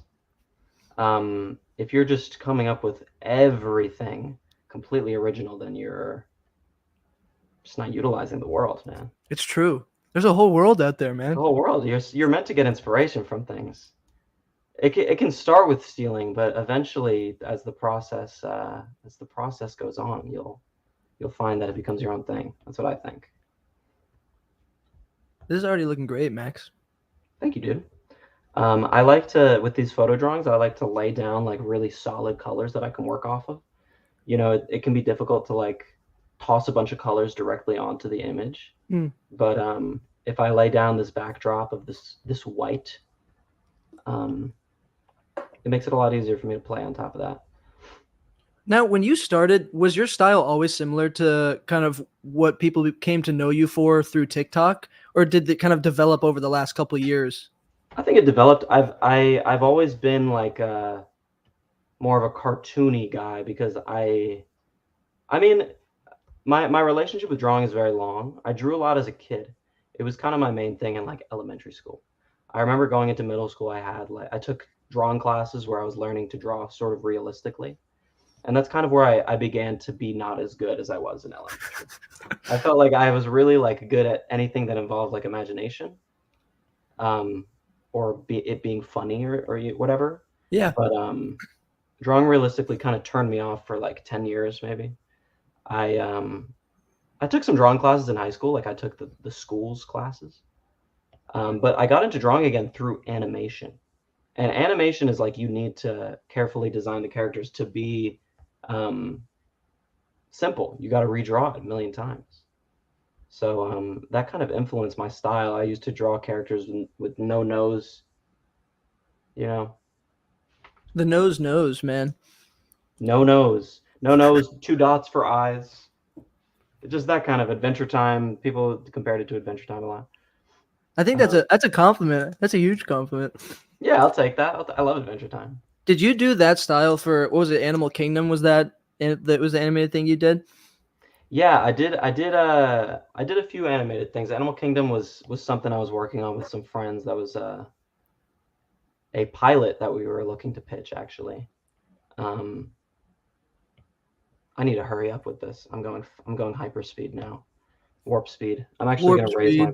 my brush size to 77 like a freak. And Oh, yeah, this check is it out. It's my animation reel. Let's go on That looks Max's awesome. LinkedIn. I didn't realize. I actually was a bit confused when it flashed up at first, but Let's pull up Max's LinkedIn. Not really. okay. I wish I did the big brush the whole time because this like looks cooler. I'm actually gonna go with the eraser and use the same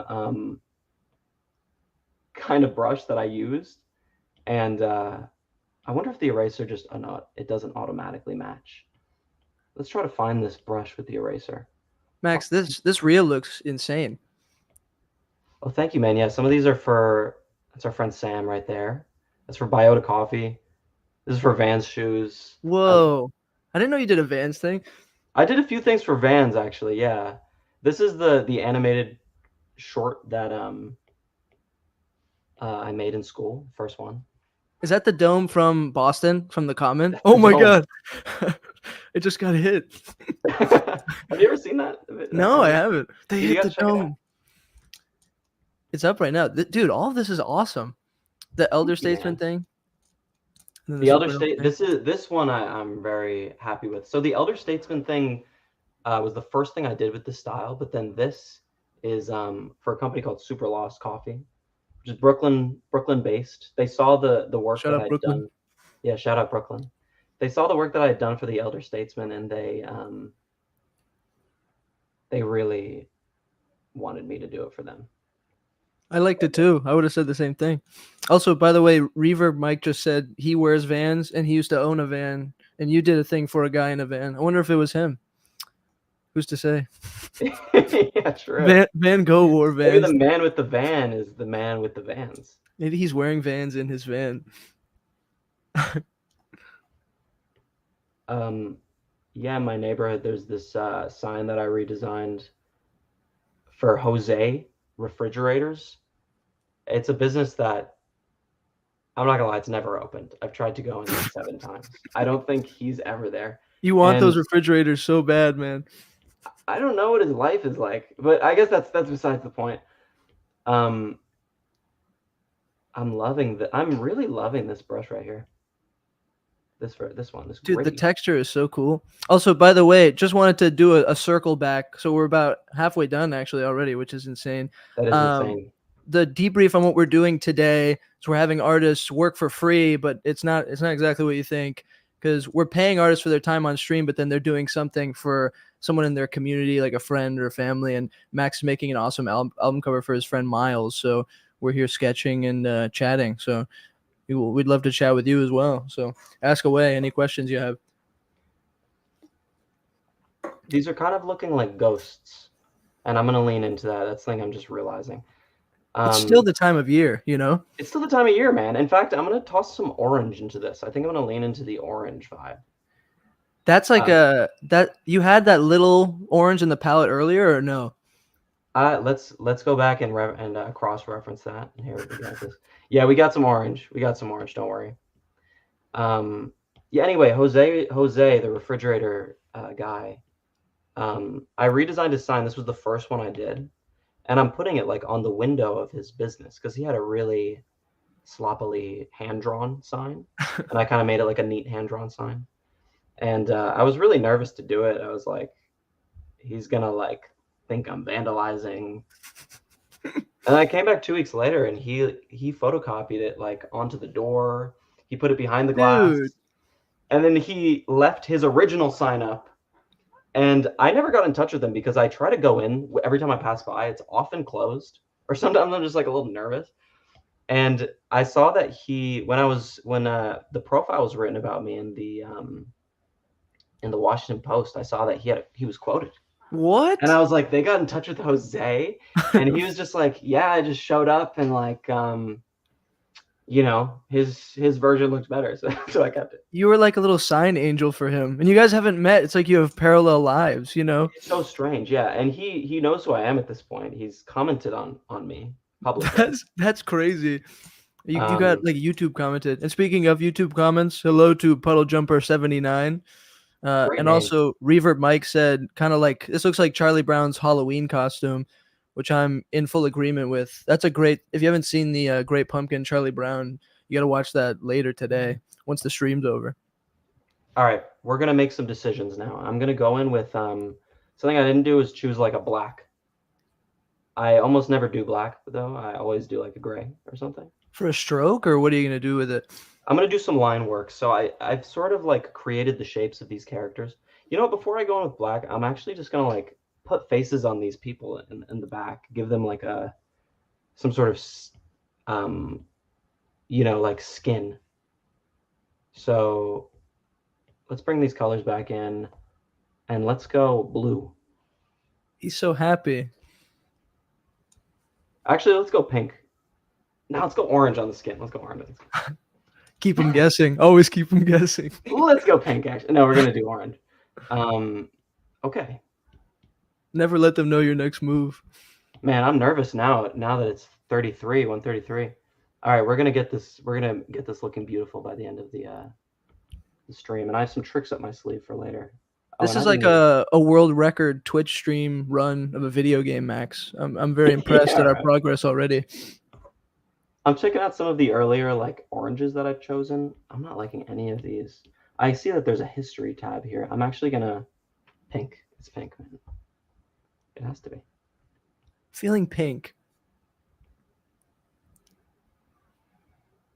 Sorry that I'm leaning over. I'm forgetting that there's a camera on my face. I usually like keep my face hecka close to the. You have had a great balance. And also, again, you have one of the best Zoom backgrounds. I said this to Ryan as well. I got nonstop good Zoom backgrounds recently. I feel like it is an art in itself, is knowing the mise-en-scene of what to put behind you, you know? Wow, that was very well put, man. Especially the word mise-en-scene. I wish I could show off my plants a little bit more. Dude, are you seeing that? Yes, that's sick. You ripped the Plantasia, you said, right? Oh wait, lift it again, Max. Oh yeah, please.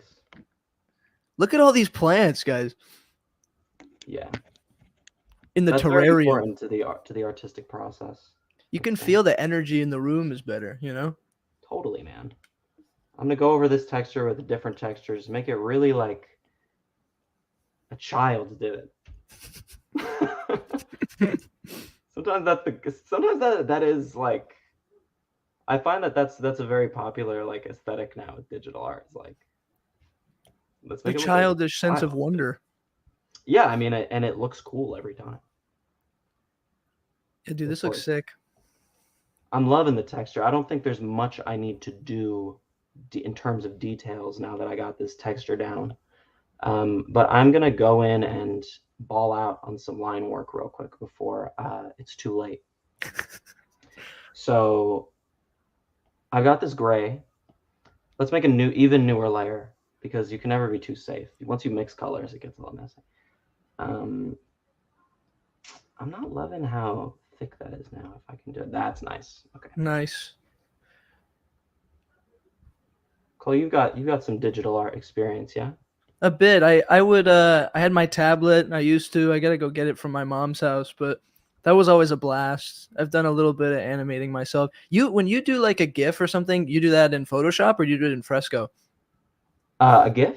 Yeah, like if you were trying to animate something, like if let's hypothetically say we're going to animate this very drawing, which we don't have enough time for, but in the long term, if you wanted to animate something, do you do it in Photoshop for drawings? Or you can do it in Photoshop. Photoshop is good because you can access all the same brushes, although it's not as detailed as something like Animate CC. Yes, I'm into Animate CC. It's a vector software, so the lines are a lot more smooth. It's just a different aesthetic, but I tend to lean towards more of this chalky rough thing lately. So I'd probably, my Adobe combo would be probably Photoshop with Premiere, and then the dynamic duo. The dynamic duo, yeah. I mean, just Photoshop has an animation feature, and you can export those frames as PNGs. You can drop that into Premiere, get the timing nice and polished.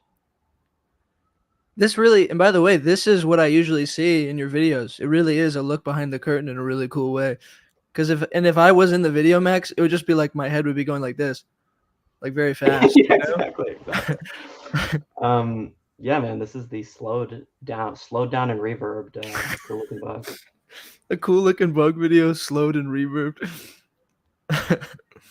We're gonna get a little fancy with this like cloth. Give it some real cloth. Weird. It's weird. It's getting weird. Things are getting weird. Reverb Mike said 20 years ago today, Sgt. Pepper taught the band to play. It was probably more like 40 years ago today. 20 years? I don't think it was that recent. The year 2004? Oh, you're right, actually. Yeah. Well, this is probably, I bet that's a lyric from the song, but it's also like. Oh, I thought he was dropping a fact. Sorry. 20 years ago today. Sorry to correct you, man. I do not know my Beatles facts. Thank you for bringing it up. I love that there's some Beatles fans in the chat right now because, I mean, Miles is a huge Beatles fan. Well, the fact that he's like using it as like a big piece of inspiration is so awesome. Yeah, I mean, I think I really admire stuff that, just like visual art, like I really admire music that sounds very authentically old, like the technology is limited.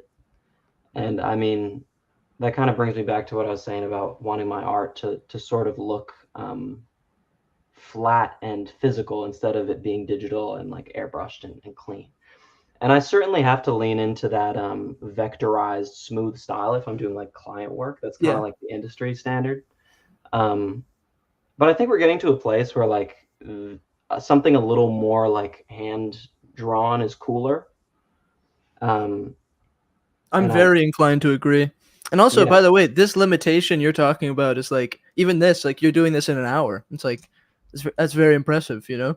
But in a way, it's going to look different than if you had 2 hours to do it, you know? It's totally true. I'd still be brainstorming without a pencil. I'd still be sitting on the couch if this was real time. It's a fun challenge. You know, we're going to go back to this. We're going to make another pink layer just to keep it all separate. And I remember you saying something about a hand on the shoulder, so let's do that. Nice. Hilarious, man. Just feels friendly, you know? It does. It's like, hey, man, I'm here for you. You're beautiful, too. Everybody's beautiful. To close the loop on our Beatles conversation, Oliver Andrews says it'd be more like 80 years by now, like 80 years ago, which is crazy. That is crazy. These guys have been making music. The 80? Beatles. No, well, because like in the song, he's saying 20 years ago today. So now, that was like 80. That moment that he's referring to. This particular moment that he's discussing. 80. That's crazy. It is crazy to think about. I'm realizing now that this hand here looks like this guy's hand. So I'm going to make it so that this guy on the left here is just a bystander. Nice. Maybe he'll be looking the other direction. And then this guy is the real deal. Okay, I need to make decisions. I don't know what I'm doing, man. Okay, we're going to go in with some faces. Faces are my favorite. I can improvise a face very easily. They always have so much like it's the eyes, I think, is what I really like in your art. There's so much character. They're a little creepy. Like I kind of like that. I don't know why. I'm not even I'm done trying to keep the layers on or keep the colors on their own layers because now it's a race against the clock. The mix and match. This guy looks like he's saying you are beautiful. He's got that you're beautiful. He's got that you're beautiful smirk. You can see it in his face that he thinks you're beautiful. I'm really hating the way he looks. Forget I ever did that. So we're actually going to erase that. We're going to go in with the same brush. We're going to do a cop-out face, which is... This is a classic. This is a classic you. Oh, that was for a second. This is also classic you because you're doing it, you know? It's all classic me. I wonder how that is, like... Yeah, when people consume a lot of someone's art, not just yourself, but in general. And then people are like, "That's so you." It's like, you don't know me. What do you mean? It's like, what, dude? That's so you, man. I guess it is, though. I've done this face a lot. In this case, this actually is so you. Okay. And then let's add some details here. You know, this is a hand. So maybe some...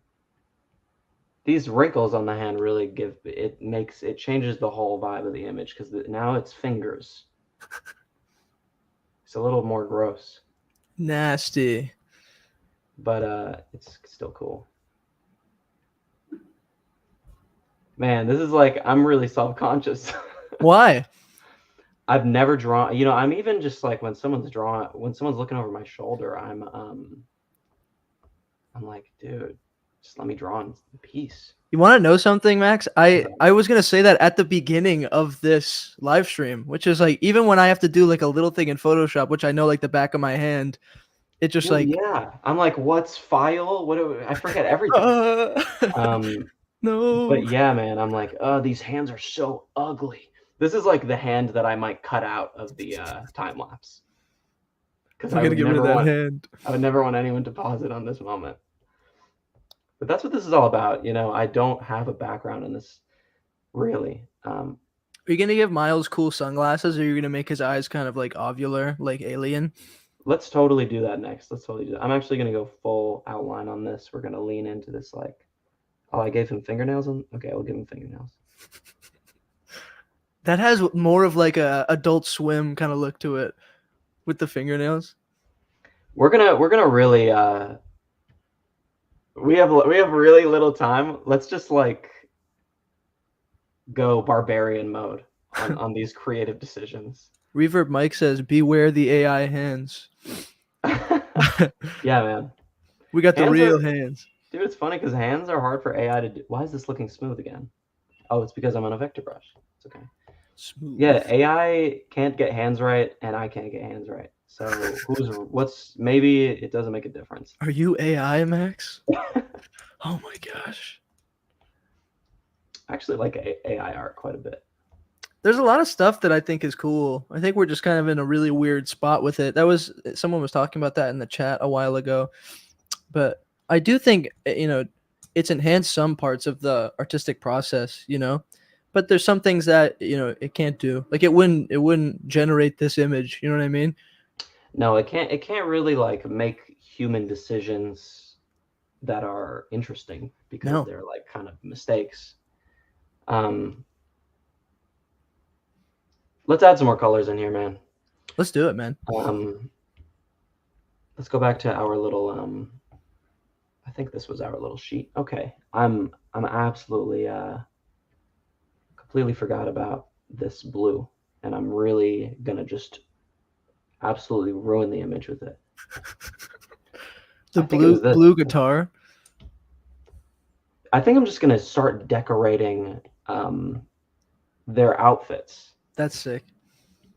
Do you think red for the background, or what do you think for your backdrop of the? That is a good question. Like, let's figure that out at the end. Yeah, maybe like a red where you can still kind of see underneath. Yes, because then you got there's the love element. There's the you're beautiful. You know, somewhere between Valentine's Day and Halloween. You know. Yeah, man.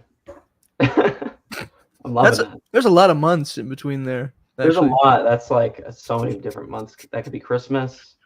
Well, between Valentine's Day and Halloween, I mean, that could be That could be August, for instance. What a month, August. It's hot. Hearts are corny right now. I don't know why I'm not liking hearts. I think maybe it's just too obvious. I'm gonna go just the colors are just there. I like accented, maybe one heart, or something of the sort. We got a 10-minute warning.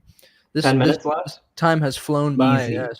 Easy. That's light work. We'll do a time lapse mode right now. Cole, I really appreciate you having me. I mean, this is not my forte. We're gonna run this red. By the way, hey, it was a treat to be here with you, man. Great, thank you everyone for being here in chat as well. You're an absolute talent, Max. This is Give yourself a break, you know? An hour. My goodness.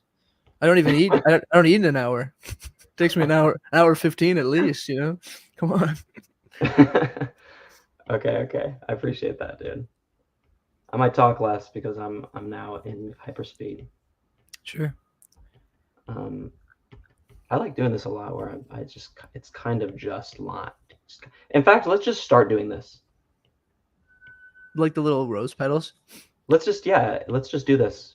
Let's just do this. I love the mix of styles, even though I know you probably end up drawing over his face a little bit. I like that you can see underneath. Let's draw over his face right now. I want to give him big, pretty eyes like he's in love. The big heart eyes. Oh, yeah, big heart. Like, let's just. I'm really going.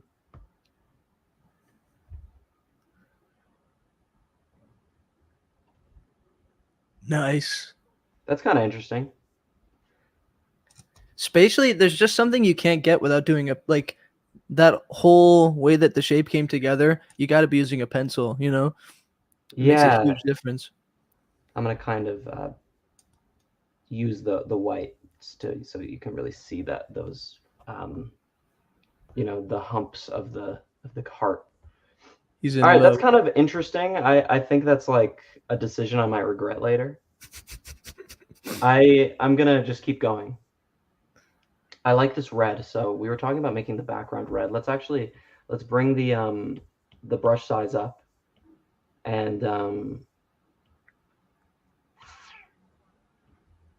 go let's just bring it up. Let's see if I can let's bring it up a lot actually. Let's make it maximum. Let's make it max Kolomatsky. Not maximum.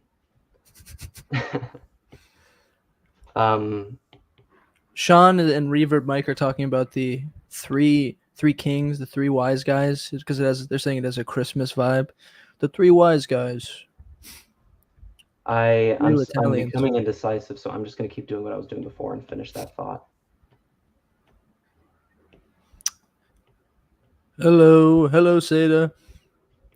Hi, Seda. Hi, everybody. Welcome to my channel.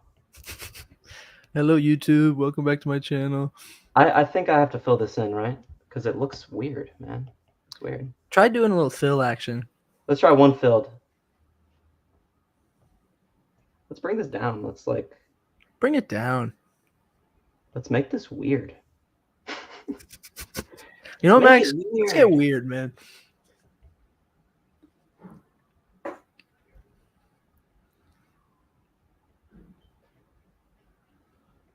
Dude, the beautiful eyelashes. Right?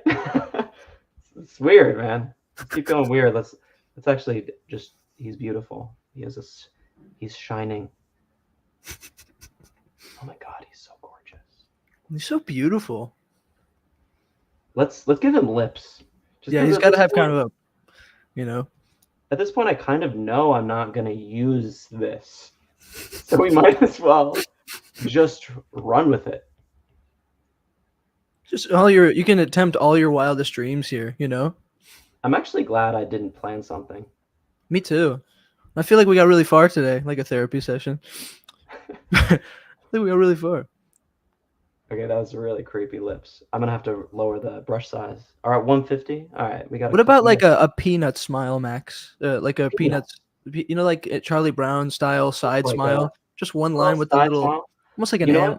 I'm gonna do a little mixture of our ideas. I'm gonna give him little lips, and then I'm gonna go in with a little bit of that, Yeah.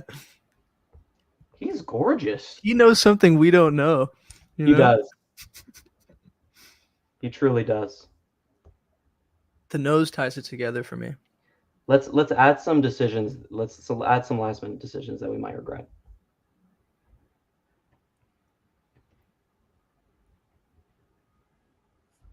Oh, and I forgot about our U.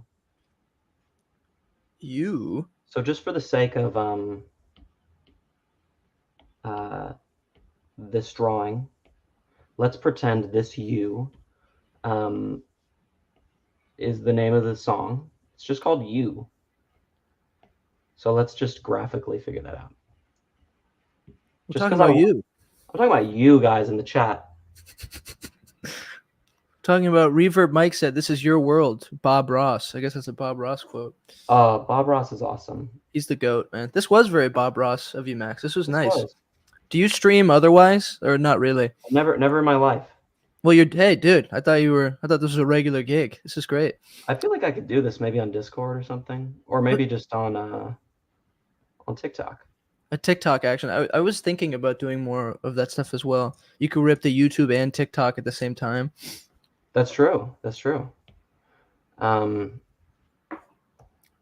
at this. We're making all these decisions. You think you want to cover? What do you want to do for his face? Keep for the his pink, face? Keep it, man. or I mean the underneath. You want to do pink or? You know what I think might tie this all together? I have some secret layers that I've been saving for this moment, Cole. The And surprise. This is The a twist. surprise. Right now, this is looking it's looking like a real mishmash of styles. We have a few more minutes here, and I'm going to show this layer group. These are paper textures. So let's open this up. I think you're going to be very impressed with this. Dude. Let's actually ungroup this. So what I'm looking at here is a paper texture, which basically it looks like this sheet of paper. You put the multiply effect on there and expand it, and that is a papery texture. Dude, it looks like an old 45. Yeah, right. Up here is the is paper highlights. So that's what's going to be shown over the darks. The textures show over the lights, and the highlights show over the darks. You put screen on that. I love screen. Screen's a personal favorite. Shout out to Screen, actually. If anyone in the chat agrees.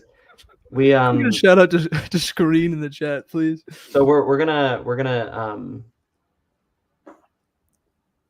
you know what? I'm actually going to duplicate the highlights to give it even more graininess. Actually, yeah, you know what? I'll duplicate it. I'll duplicate it, and then I'll make that layer a little less opacity. I'll duplicate this. And now we've got, I really don't like how I can see the edges of the frame. But we're looking at something very weird. Oh, you know what I should do? I'm going to take some of these paper textures and just apply it to the image itself in the background. Dude, that's honestly, the texture is fantastic. It looks so aged. The texture really makes it work. We're gonna do one last thing. I think we have one more minute, maybe less. Should we knock it off right now? Should we end it? If you want to do one final touch, and then I'll call us out. Check me out. You thought that this was a failure. I'm just kidding. I was on Team Success the whole time. Paper texture and a border, when in doubt. Now you're really getting the sneak. The vintage look, baby. Yeah. The very end. Dude, gorgeous. Gorgeous. Let's just end it. Look at Beautiful. this. It's all right. I feel like realistically, I'd probably do another draft of this. Sure. But I really like some of the decisions I made, namely the heart eyes. That was such a random, like 3 seconds of this hour. But yeah, there's a drawing right there. Expecting the unexpected. Max, where can we find more of you? Where should we look if we want to see more of your stuff? So I professionally go by Max Colo. It's Kolo. You can Google that, and that'll take you where you need to go. SEO is good. Yeah. And you can find me online at Cole right now, all one word. But thank you everyone who came through in the chat on YouTube and Behance. And obviously, Max, thank you so much for having me and for your time. You were fantastic. We're going to take a quick break, but in a few minutes, we'll be back with Jacob Paris. Jacob is a designer and illustrator from Philadelphia, so we'll be joining him in the next episode of Artists Working for Free. And I'm very excited to see what he's got coming up. So stick around. We'll be right back. Thanks again, Max. Thank you, guys. Thanks.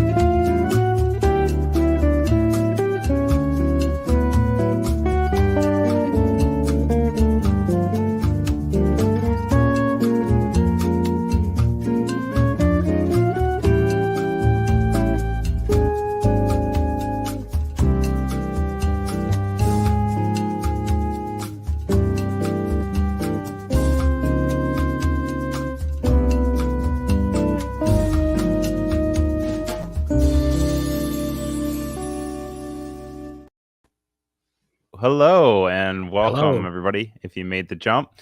My name's Ryan Selvey, and I'll be your host for the next hour. This is our third episode today of Work for Free, which is not what you think it is.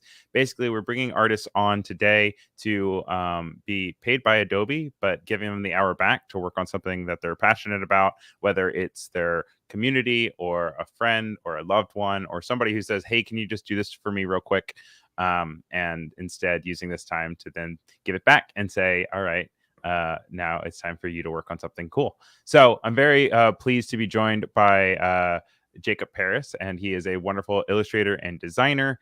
And as you guys ask questions over on both Behance and on YouTube, I'll be relaying them to him as I go on. So if you have any questions, any comments, throw it in the chat. We love to see more chat. Chat activity makes me look better too. So if you like me, just chat as much as you can. But Jacob is no stranger to Adobe Live. You guys are probably familiar with him. You might recognize his face from some other episodes. If not, make sure you give a search on YouTube to see design and packaging for a toy company. There's an Illustrator Pro Tips or designing print rendered banners. So this isn't his first rodeo, but he has a background in screen printing, illustration, and design. And he's worked with Adobe, PBR, which I want to know more about, Linktree, and amongst others. And we're really excited to have him on the show. So how's it going, Jacob? Hey, thanks for having me. It's going very well. I'm excited to be here. I think today is going to be a lot of fun. I'm really itching to do some doodling today. So I think Itching to doodle. yeah, we have a cool prompt today too. So I think it's going to be a lot of fun. Yeah. So what are we doing today? Yeah, so I was very lucky enough to have the opportunity to be asked to do some stickers for a farmer's market. And I think it's a ton of fun. Over here in Philly, we have a lot of markets and local things like that. So kind of felt like a good opportunity to kind of, lean into the goofy, silly style of like what I like to do. Came up with some puns, kind of got the whole ball rolling and started up with kind of like a preliminary sketch Cool. over the day or so to kind of get an idea of what I can throw down, what I can bring to the table. So as you can see in my little layers panel, I have a little sketch layer. So this is the big reveal. You can see how bad Ooh. my sketches are. So these are my Oh my gosh, if those are bad, then you don't want to see my sketchbook.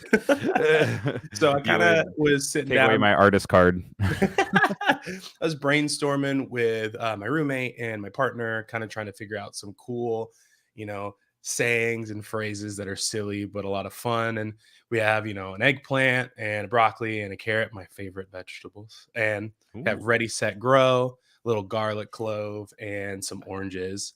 I threw in the strawberry, some like extra legs just in case I needed to reference them, and a tomato just to kind of have some jumping off points. But yeah, kind of got a big package ahead of us. Yeah, I got plenty to work through. We have a bunch of people in chat saying hello from Cody, who I believe is our moderator. We have Umacorn, we have Biola.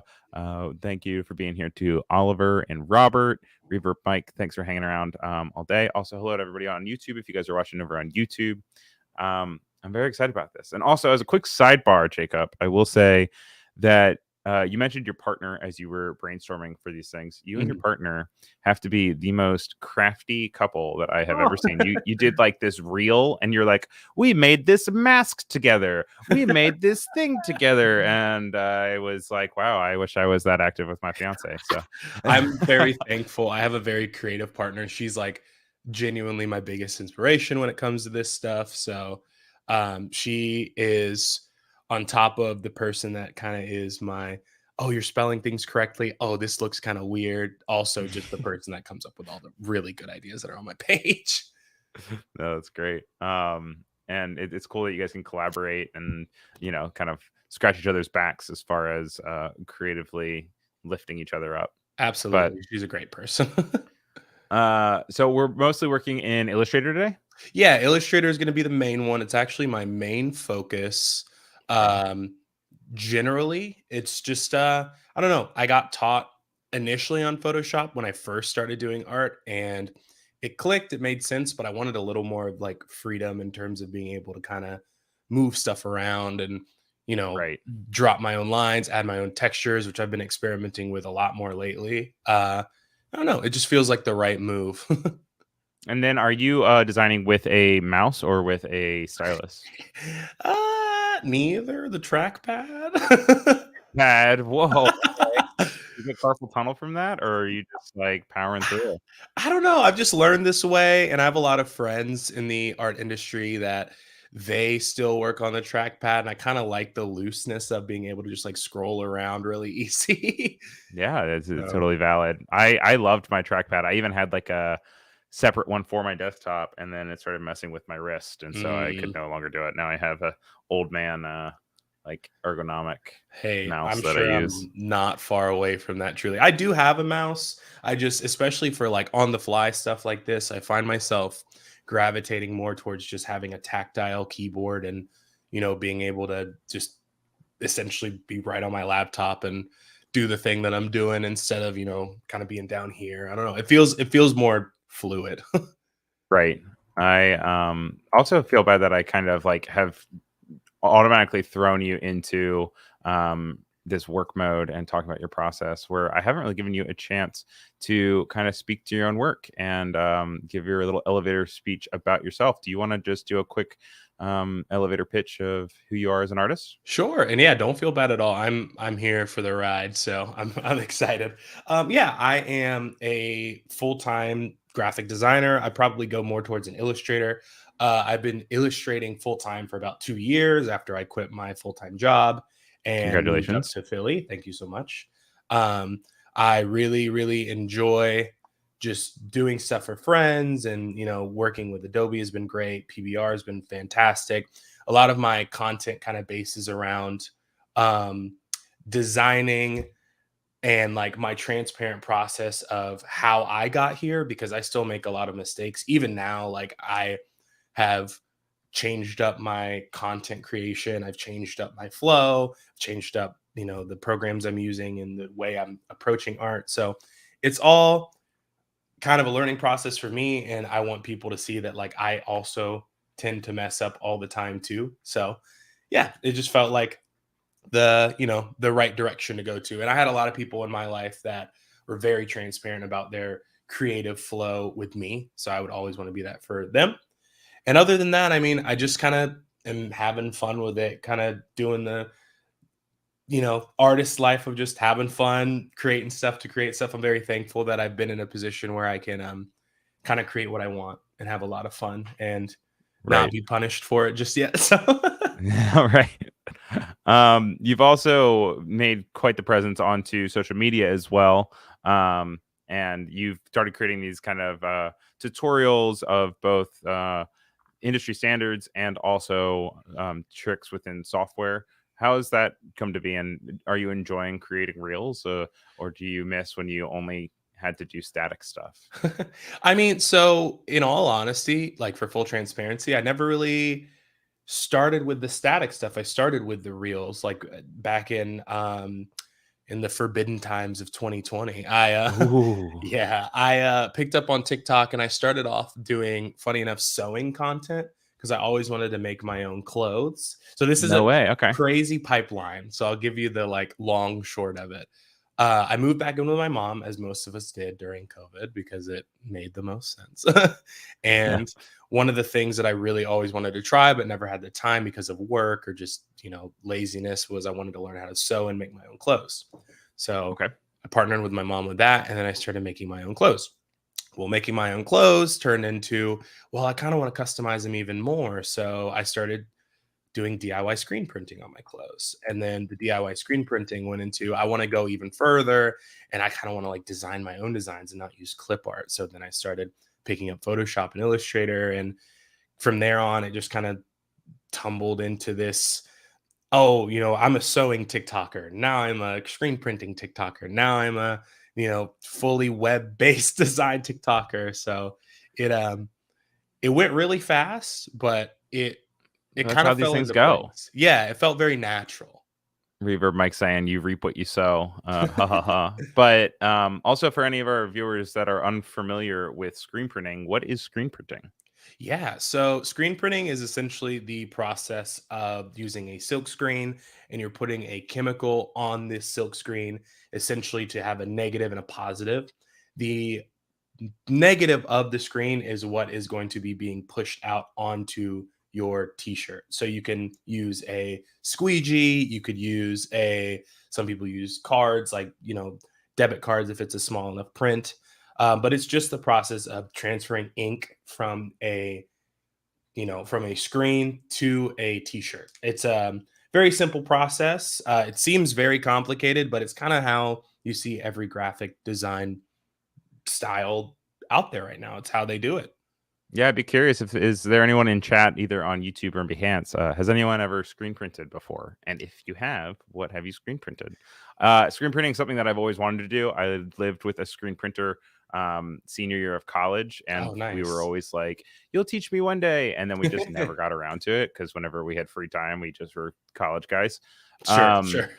But I'm really interested also by the fact that you said you were a DIY screen printer. Did you teach yourself through like YouTube videos how to screen print, like back in 2020? Luckily, I did not. I mean, not saying that that's a bad way to go, but I was very privileged back in 2020 to getting a like really dingy, goofy, like maybe like 7x7 studio with a friend of mine who is also an artist. And he was very persistent on, taking me one day to the studio and being like, I'm going to teach you everything you need to know about screen printing, and we're going to do this for 26 hours and you're going to figure it out. So we spent like a week straight of just learning all the fundamentals and all the basics of how to do it DIY. And back then it was not how it is now, where you can buy a screen printing kit for $40 and get the light bulb and the silk screen and the ink and everything. I mean, we were really roughnecking it. We were making our own screens. We were like having to get the chemicals off of like some crazy scary website. Like, I mean, that's because the production lines were all messed up, I remember. Absolutely. So, yeah. It was a crazy process, but I'm very thankful. Shout out to his name's Matt. People might know, he doesn't have an Instagram anymore, but people might know him as Broccoli Boy. Awesome dude. Broccoli Boy. Is that BOI or BOY? BOY. I'm kidding. Also, Oliver is in Behance saying, I haven't done it, in reference to screen printing, but I know the process. It looks like it would be quite cathartic to do by hand. It is. And that's true, right? It is. I would say it definitely is. I mean, when I moved up to Philly to kind of pad my time, I was working kind of free for a screen printing studio, and that's what kind of helped me have access to more tools. And I went from printing in my kitchen with like a one screen press to printing on a $500,000 12 screen auto press. Wow. So it is really nice when you have those things, but there's something that's so what's the word I'm thinking? Like therapeutic about just like going through the process of like, okay, I have to burn this screen. I have to keep it in this bathroom. I have to, wash it out. It's kind of nice to do it the DIY mode. I enjoy it. Also, if you learn at that level and then go up to the professional level, it makes it so much easier than the other way around. Definitely. I would definitely say so. Like having your basics down, especially when it comes to that world, it feels detrimental. Like honestly, like it has to happen. I see that Robert did it for 54 years ago, which is wild. And then Mike said he used to do iron-on t-shirt designs, which I remember those. Yeah. Which is funny because you would always like, I think they fixed it now, or maybe like people are just smart enough to X-Acto knife the design around. Fair. But I remember kids running around with like, you could essentially just see the ironed on like 8.5 by 11 just on a white t-shirt. Absolutely. So screen printing looks a little bit more professional. That's like an aesthetic though, right? Like I feel like that's a nostalgic thing that people are like, this is cool. I'm also seeing people really get into like stamping for clothing. Yeah. So they'll make different stamps and kind of do a line of clothing through that. Absolutely. I think that's a great way to also kind of have your basis down as well with like designing your own clothes. Like if screen printing feels like too much, doing like what do you call it? Like lithograph, I think, or linograph cutting is like such a fantastic way to break into the field. Because in my humble opinion, I think that it doesn't necessarily matter, the quality isn't the right word, but like the direction that you go when you're trying to produce things. I think you should just go for it. Like if you have an idea, if you want to put something out there, just have fun and try it out. Like the worst thing that'll happen is you'll have 5 friends that'll be like, I'll wear this shirt to bed at night. You know what I mean? So Now, when you're approaching designs, I know right now we're working on stickers, but do you have to keep that in mind when you're designing in your design choices? Like, do you design differently for screen printing than you would for your stickers? Definitely, yeah. Because at the end of the day, with screen printing, you're limited, right? Like the more Yeah. colors you use, the more expensive things are, and then vice versa. Like the cheaper, the less colors. So I've definitely been influenced by a lot of people that do like single color, or you see a lot of what are they called? Like half tone effects now in art that really add a level of depth to digital art that I think is so sweet. Um, and yeah, I mean, definitely when I'm doing a sticker, I'm like, oh, I can just go ham. I can make this as colorful. I can do gradients. I can do all these things where with screen printing, I can't do a gradient. I would love to do a gradient, but that's not feasible at all. Now, is there any possible way to do it and it's just extremely difficult, or is it just like there is no way There that's is, even a thing? there's definitely a way. When I was working in a screen printing shop, we did a lot for, we did a lot of licensed Grateful Dead merch for a Grateful Dead company, and they did these things called split fountains. I think they're called different things depending on where you are in the world. But Okay. these split fountains are essentially you lay down two pieces or two plops of ink, and you have to manually pull the squeegee to where they kind of smush together, Oh, like and then you start congeal get, to kind of. yeah, and you get this gradient every pull. The cool thing about it, in my opinion, is every single t-shirt would be different. Every single t-shirt would Right. have a different gradient. The bad part about that is every single t-shirt would be different. So Right. it's not Because going to it's look like the you're at the same. mercy of the chemicals not binding, but Exactly. being kind of smushed together. Because if they bind, then then you accidentally have green rather than yellow and blue or whatever. Right. And there's Um, some methods to get around that yeah. that I don't know about. But there's some magic. Also, we're pretty split evenly. We have a poll over on YouTube. Also, hi to Derek Mitchell. Hey, dude, what's going on? Over on YouTube saying yo. But right now we're split. About 40% of people have screen printed, and 60% of people have not. So that's way more of split down the middle than I thought it was going to be. That's more people I thought would be screen printing than I would have expected. I think that's super cool. You'll love to see it. I know that Reverb Mike also brought up woodcuts because I know we were talking about like Yes. lithography stuff. That is also something that people are doing. It's just really inspiring to see how many people are approaching fabric in different ways, Mhm. and reusing old clothing and finding new repurposes ways. Like their designs are all on things they find at thrift stores, which also is very similar to a few reels that I've seen of yours where you are a very intentional artist. You make eco-conscious decisions while approaching something because obviously fast fashion is very wasteful and fashion Right. always has this back and forth. But do you want to talk a little bit about how you take steps to make sure that the designs that you have are eco-friendly? Absolutely. Yeah, I've been very lucky to kind of fall in line with some partnerships and also kind of just be connected with people that I really value as like with relationship wise that are taking eco-friendly steps. So for Right. instance, there's a company I work with. So now I don't screen print as much at home. I go through a distributor. Right. And this distributor is named Applique, and they are fantastic if you're wanting to do things on a low budget and also wanting to do things sustainably. Because the biggest thing when it comes to screen printing truly is when you're using different forms of ink. So, say plastisol is a form that's not water based. So, it Right. essentially can only be removed from harsh chemicals. Or mineral spirits, but either way, um, Okay.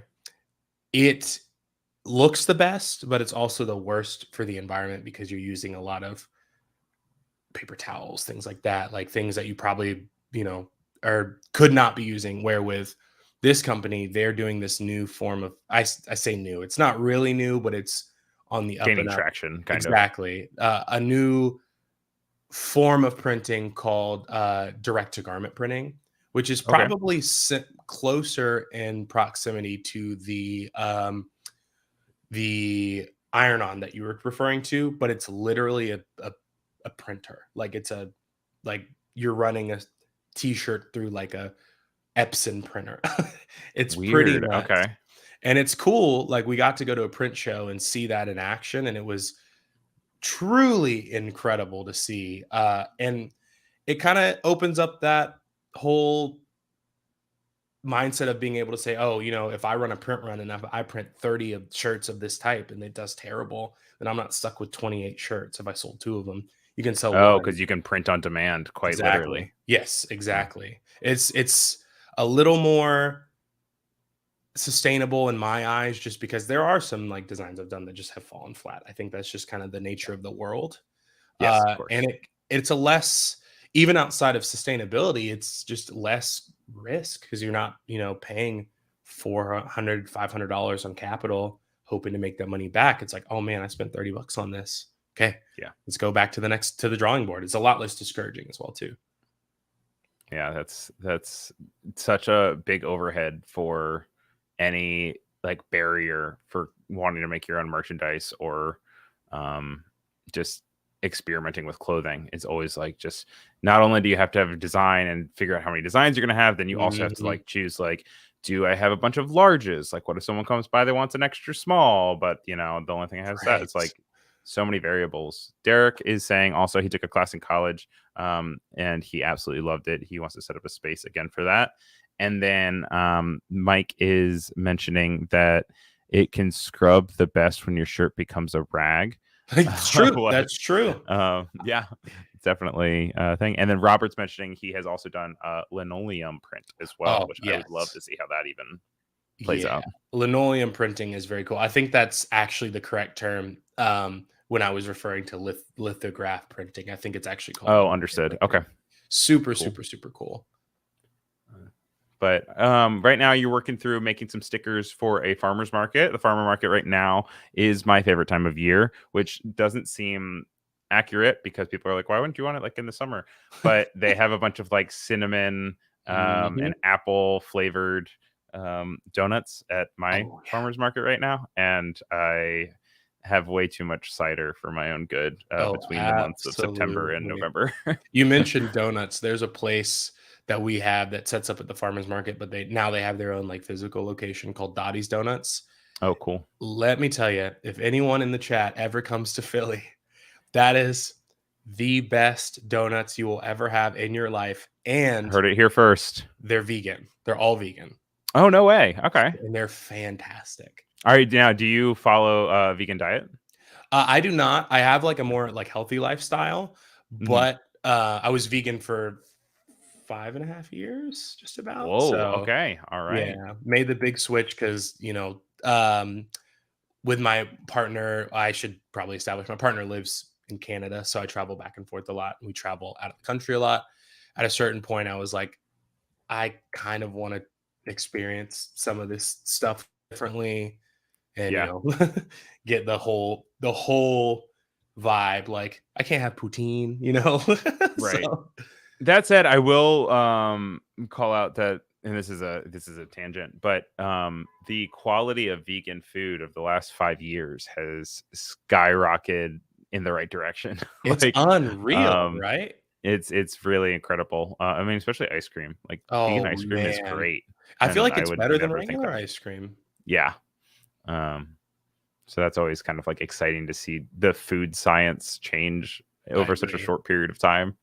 But I can see while going to Canada or something, you would want to, be able to try different foods that necessarily don't fit that area. Right. Our poll is being updated. We have a few more votes, and it's getting a little bit closer to what I thought it would be. Over on YouTube, we have a poll: have you ever screen printed? And no is at 75%, and yes is at 25% now. So that makes a little bit more sense to me. Still, 25% is.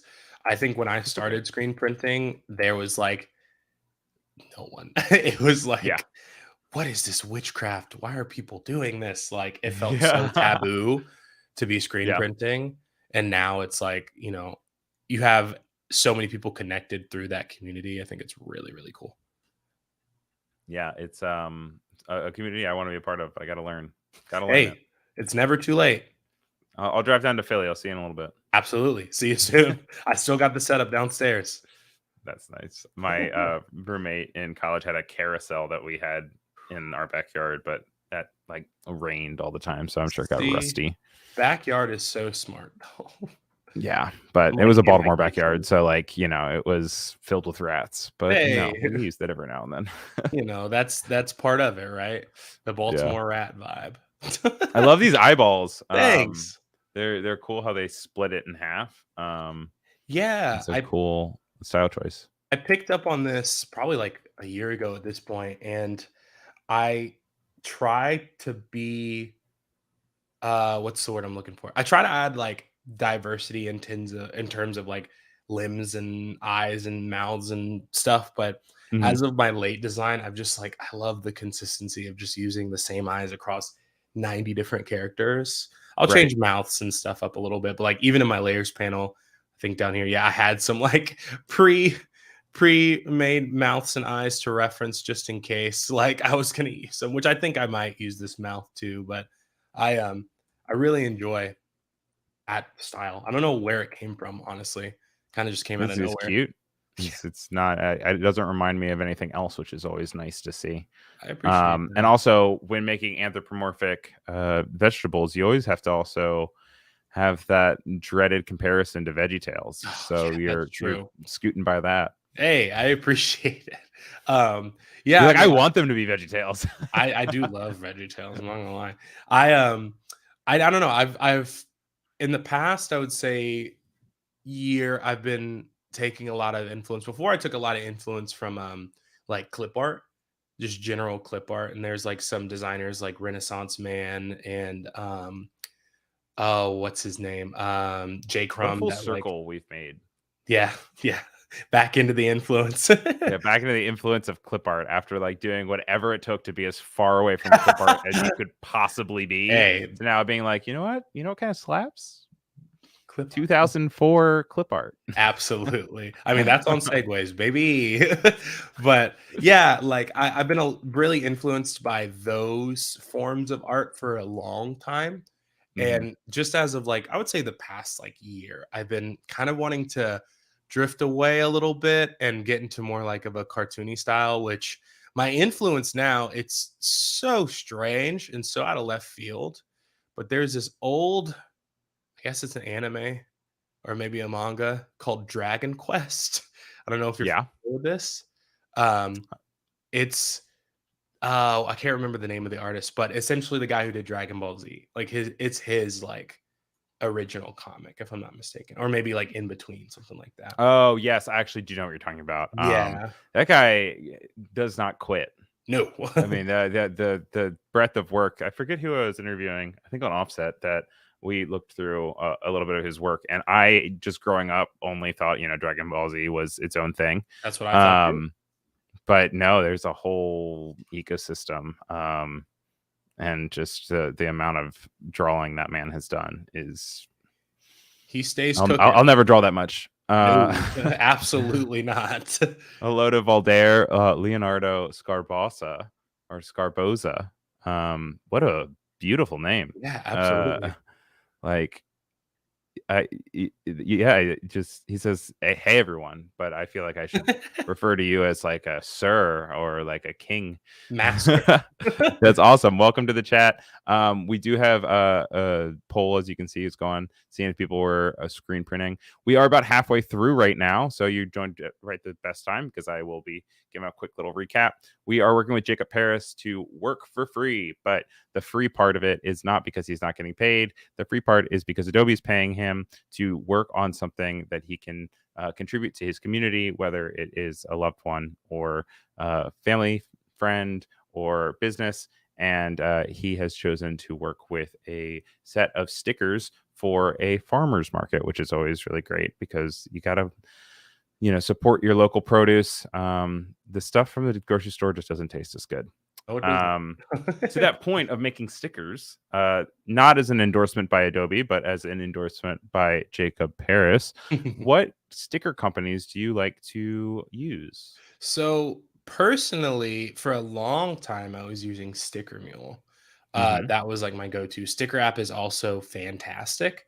But yes, I've used Sticker App a lot, actually. Yeah, I like Sticker App a lot. But within the past, I would say a year, going over to Canada, And this is very niche, so I apologize. But I always would prefer to support a local business. Always, always, always.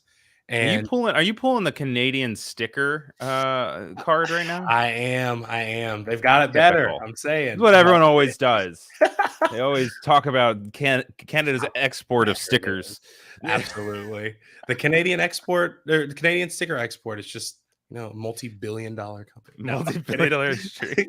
Invest But now. there's a company called Little Rock Printing that has been fantastic, like genuinely fantastic for small print runs, doing like pretty much whatever I want. And like I've been trying to get into stationery pretty recently. Yeah, that's a whole nother beast. Right. And but screen printing could also work for that as well. It could. And it's like they have made that process so much easier in terms, and they ship, I should add, so you could order from them if you wanted to. They're fantastic. They do runs as little as like I've gotten like one sticker done from them before. And it's like a vinyl high quality sticker, and it's like that's $3 unparalleled. Just because, like, you always have to get at least like 50 or something, right? Which all things considered, they're normally not that expensive. I was no pleasantly surprised with the competitive pricing of sticker companies. Yes. Also, Oliver is saying that he used to have to buy clip art on floppy disks. Now, knowing Gen Z and Gen Alpha, if you cop those floppy disks, I'm sure they will all be bringing around floppy disk readers in certain time, and you probably be able to sell them on eBay for a lot, just because like every piece of old technology I'm learning is like you see the kids at at a concert with a 2DS like holding above recording the concert. Don't tell me like, a 2DS would be like vintage now. That's scary, right? That's horrifying. I'm also seeing a lot of people just going down that rabbit hole. I'm seeing some people using Game Boy cameras. Like those are coming back somehow. I love that aesthetic. I love it. Super cool. Valder is saying happy Friday, which yes, I keep forgetting that it's a Friday, and it's such a wonderful feeling. I'm having the best time spending my Friday with you. Thank you for coming on Adobe Live. Hey, we're still halfway through, but this is turning out so cute. Thank you. You said that carrots are your favorite vegetable, though? Yeah, carrots, eggplants, and broccoli are definitely my favorites for sure. I gotta put some love out for some Brussels sprouts, which wasn't always the case. Man, I could have drawn a Brussels sprout. Dang. For the next time. Yes, absolutely. This is like your 10th time on Adobe. We'll do it on your Oh man, that's so funny. Aside from this, what other products are you working on? Anything cool? Yeah, right now I am doing some t-shirts for a Magic the Gathering like content creator, which is a ton of fun. That's like what I do in my free time outside of drawing, is I play Magic competitively. I'm working on some Christmas cards, which are going to be a ton of fun. Trying to make them cute. I have a pop-up coming up that's going to be fun and exciting. And I'm working on doing some streaming stuff, just kind of showing my process again. I've never been really consistent when it comes to streaming on my own, but I do enjoy like just the connection in that sense. So no, but you bring up three really great points that I actually want to touch on. And one of them is your relationship with Magic the Gathering. How do you feel like that has influenced your art? How do you kind of like have a connection with it? Because obviously they have their art and their whole system, but they also have a whole separate culture that kind of runs outside of the official art as well. Yeah, I mean, I think it's helped me connect with a lot of people, a lot more than I ever did with just like standard taking commissions, putting out commissions, posting on Instagram. It's a lot easier to like, I can probably give you an example. Yeah, here we go. Like have like a little, token. So cool. With my face on the back. Fun. This is specifically for Patreon exclusively. But yeah, can you tell us a little bit about your Patreon? Because I know that has to do with your Magic interest. Absolutely, yeah. I started a Patreon last month, kind of to just have something physically to be able to put out and connect with people a little more. And it's just a monthly thing where you pay anywhere from $2 to $15, and you get, I think at the $5 tier you get one of those. The $10 tier you get two. 15 you get 4. And I'm thinking about adding, like, to segue back to stickers, at the $2 tier, doing like a sticker of the month club. I think that'd be a Love lot it. of fun. I've seen a lot Love of me my some friends stickers. do it, but it's helped me connect with a lot of people. It's really easy to sit down on a table and play with someone at an event and then be like, hey, here's a token. Thanks for whooping my butt at this game. You know what I mean? Or whatever it ends up being. Passively aggressively put down. Funny enough, over by Washington Square Park in Manhattan, there is a place called the Uncommons, and it is one of those places where you can buy a table for like 2 hours, and then you have access to all of their board games, all of their cards. So sweet. And it's really cool because they sell like a bunch of gamer foods, like they have like pizza rolls and pizza bagels, chicken tenders. Love it. But they also have alcohol, unless, and they have this as a sign. They say you are allowed to buy alcohol unless you're here to play Magic. And I'm like, what happened?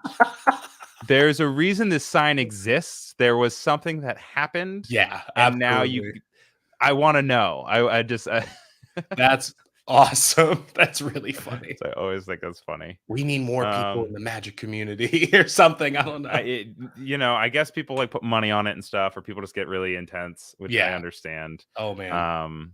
There's a lot on the deck. But speaking of physical spaces, you also mentioned how you have a pop-up coming up soon. You recently had another pop-up recently, right? Yeah, I did.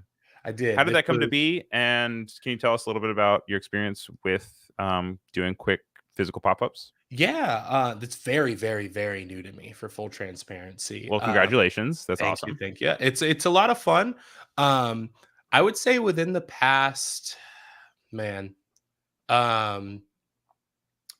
year, I've been really wanting to focus on connecting with more people in terms of doing pop-ups and physical meetings and just, talking to people about what I do. So when I went to visit my partner in Canada, I kind of took a shot in the dark, messaged a local store. It was kind of like a camping store. And I was like, hey, I shop with you guys a lot. I would love to orchestrate a pop-up with my friend Lauren. Shout out Lauren. If I could remember her exact Instagram, from Tree to Sea. That's what it is. Tree to Sea. She does some fantastic ceramic work. And I just wanted to do something physical while I was there. And they're like, absolutely, 100%. Let us know anything you need. We're totally down for it. And it was fantastic. Like the feedback was wonderful. I met a ton of people. So I figured I'd shoot even further. And there's a farmer's market, again, segues, we love to see it, type thing that happens in Canada pretty often called the Inglewood Night Market. It's in Calgary specifically. Sounds mysterious though, the night market. Yeah, it does, doesn't it? It's huge. It's a big thing, and you have to apply for it. You have to see if you can get in. And I applied, and they thankfully got accepted. So I'm super excited about that. And yeah, it just kind of it's flown from there. And I want to do more pop-ups, go to more places, take advantage of being in the center of every tri-state right now, being in Philly. Yeah. So. No, I think that it's like something that, really helps personalize your artwork too. Like people tend to have more appreciation when they are able to envision someone making it, which is funny because obviously someone made everything. Sure. But the immediate connection you have, especially with something so personal like physical goods, is like just being able to see that connection. And I'm so excited for you that like this is becoming more of like a regular thing. Yeah, I mean, I would pop-ups. definitely encourage anyone else that is interested in doing things like this to at least try it. I'm like, you might not guess it, but I'm a very socially anxious person just because I developed a lot of my following on the internet, which was like a lot of like not face-to-face stuff. So, I can kind of say what I want, do the things that I want to do, like free of judgment outside of the judgment of the internet, which I know is insane. But that's his own avenue. But like there's a little more control on each end. And yeah, like it's new, but it does feel gratifying to like, meet with someone and they're like, yeah, like I've always wanted to do this before. And now that I met you, like, I think I'm going to try it, or like, anything along those lines, or I've seen your TikTok videos and they've helped me get into design. Like that means so much to me, more than anything could, because I just want art and digital design to be like as like accessible as possible. And I feel like it And is now, impactful. especially. Yeah, absolutely. I mean, we have like Adobe Express and stuff now. Like it makes it so easy where like in the past there wasn't really like a free option ever. Right. It was kind of just like industry standard or draw on a piece of paper. Yeah. Yeah. So it's cool. Also, quick update on the poll. It keeps rolling in with some answers. Oh, And now we're at 62% no, 38% yes. Uh-huh. So once again, it's getting closer to the middle. Doctor Yeah. Who Design is mentioning that they also want to know what happened with Magic the Gathering at the Uncommons. And Oliver is saying, we don't want a reoccurrence of the event. Oh yeah, I'm glad that there's some fans here because I know exactly what they're referring to. It was in a terrible state last year. My goodness, it was in a terrible state. I know a lot of people that dropped Speaking out of bad because of it. things, though, I know that you recently went on to TikTok and Instagram to talk about your experience of getting scammed with a client. Can Yes. you talk a little bit about that? Absolutely. Yeah. That was such a crazy experience because it makes me sympathize with people that have been scammed before, especially. And I don't feel like, oh, this is, how could you ever fall for this? So Right. to give you kind So of what the did you long fall story- for and how did it happen? Yeah. And for anyone, that may have experienced this, because I had multiple people reach out and say that they've also experienced this, please take notes because it's very, very scary. So I had a client reach out to me through Working Not Working, and they essentially said, hey, I had this jazz festival that's coming up in Chicago. I want you to do 6 posters for me. This is our budget. I was like, fantastic. It was a insane budget. Really awesome. They're like, we have a sponsor for it. It's, great. So I'm like, I want to protect myself. I'm going to have you sign a contract. So I set up a contract, had, everything laid out to where if the check bounces or XYZ, then I don't have to return this money until things are cleared, XYZ, all this, legal jargon stuff. That's not fun, kind of boring. But I talked to him about this and he's like, yeah, of course, sign the contract, gave me a mood board, gave me the details of everything we needed to do, gave me a timeline, gave me the address, very detailed, looked very official. So he says, we have a sponsor. We're going to send you the money up front because I asked for the half up front. They send it. Which is a smart move. Right. I deposit it into my account.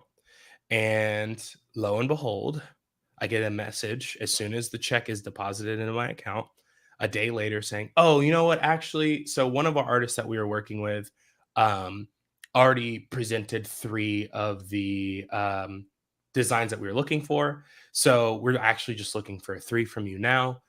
But we would love to work with you on some other stuff on top of this, but we just need you to send half of the money back to us. You can send it through PayPal. Half of the half. So Exactly. a quarter of the originally agreed upon amount. Exactly. And at that point, I'm like, this doesn't feel legitimate. This feels very strange that you're asking for money back after we agreed upon a contract of how much I would be doing. Yeah. So I told them, sure, yeah, I can send the money back once the check clears from my account. And they said, what do you mean? The money's already in your account. Got very aggressive, got frustrated. And then lo and behold, a week later, the check bounced. So I'm like, okay, Wow. well, Okay.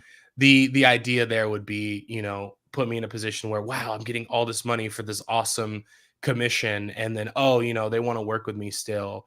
I'll just send them half the money back. And then, I send them however much money of my money. And then the check bounces and now they're stuck with my money. So that's smart though, man. It is. It's super scary.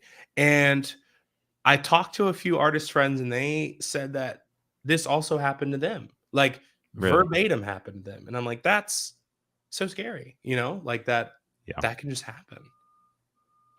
But you were able to navigate away from it and you didn't lose any money, right? I did not. No, thankfully. Great.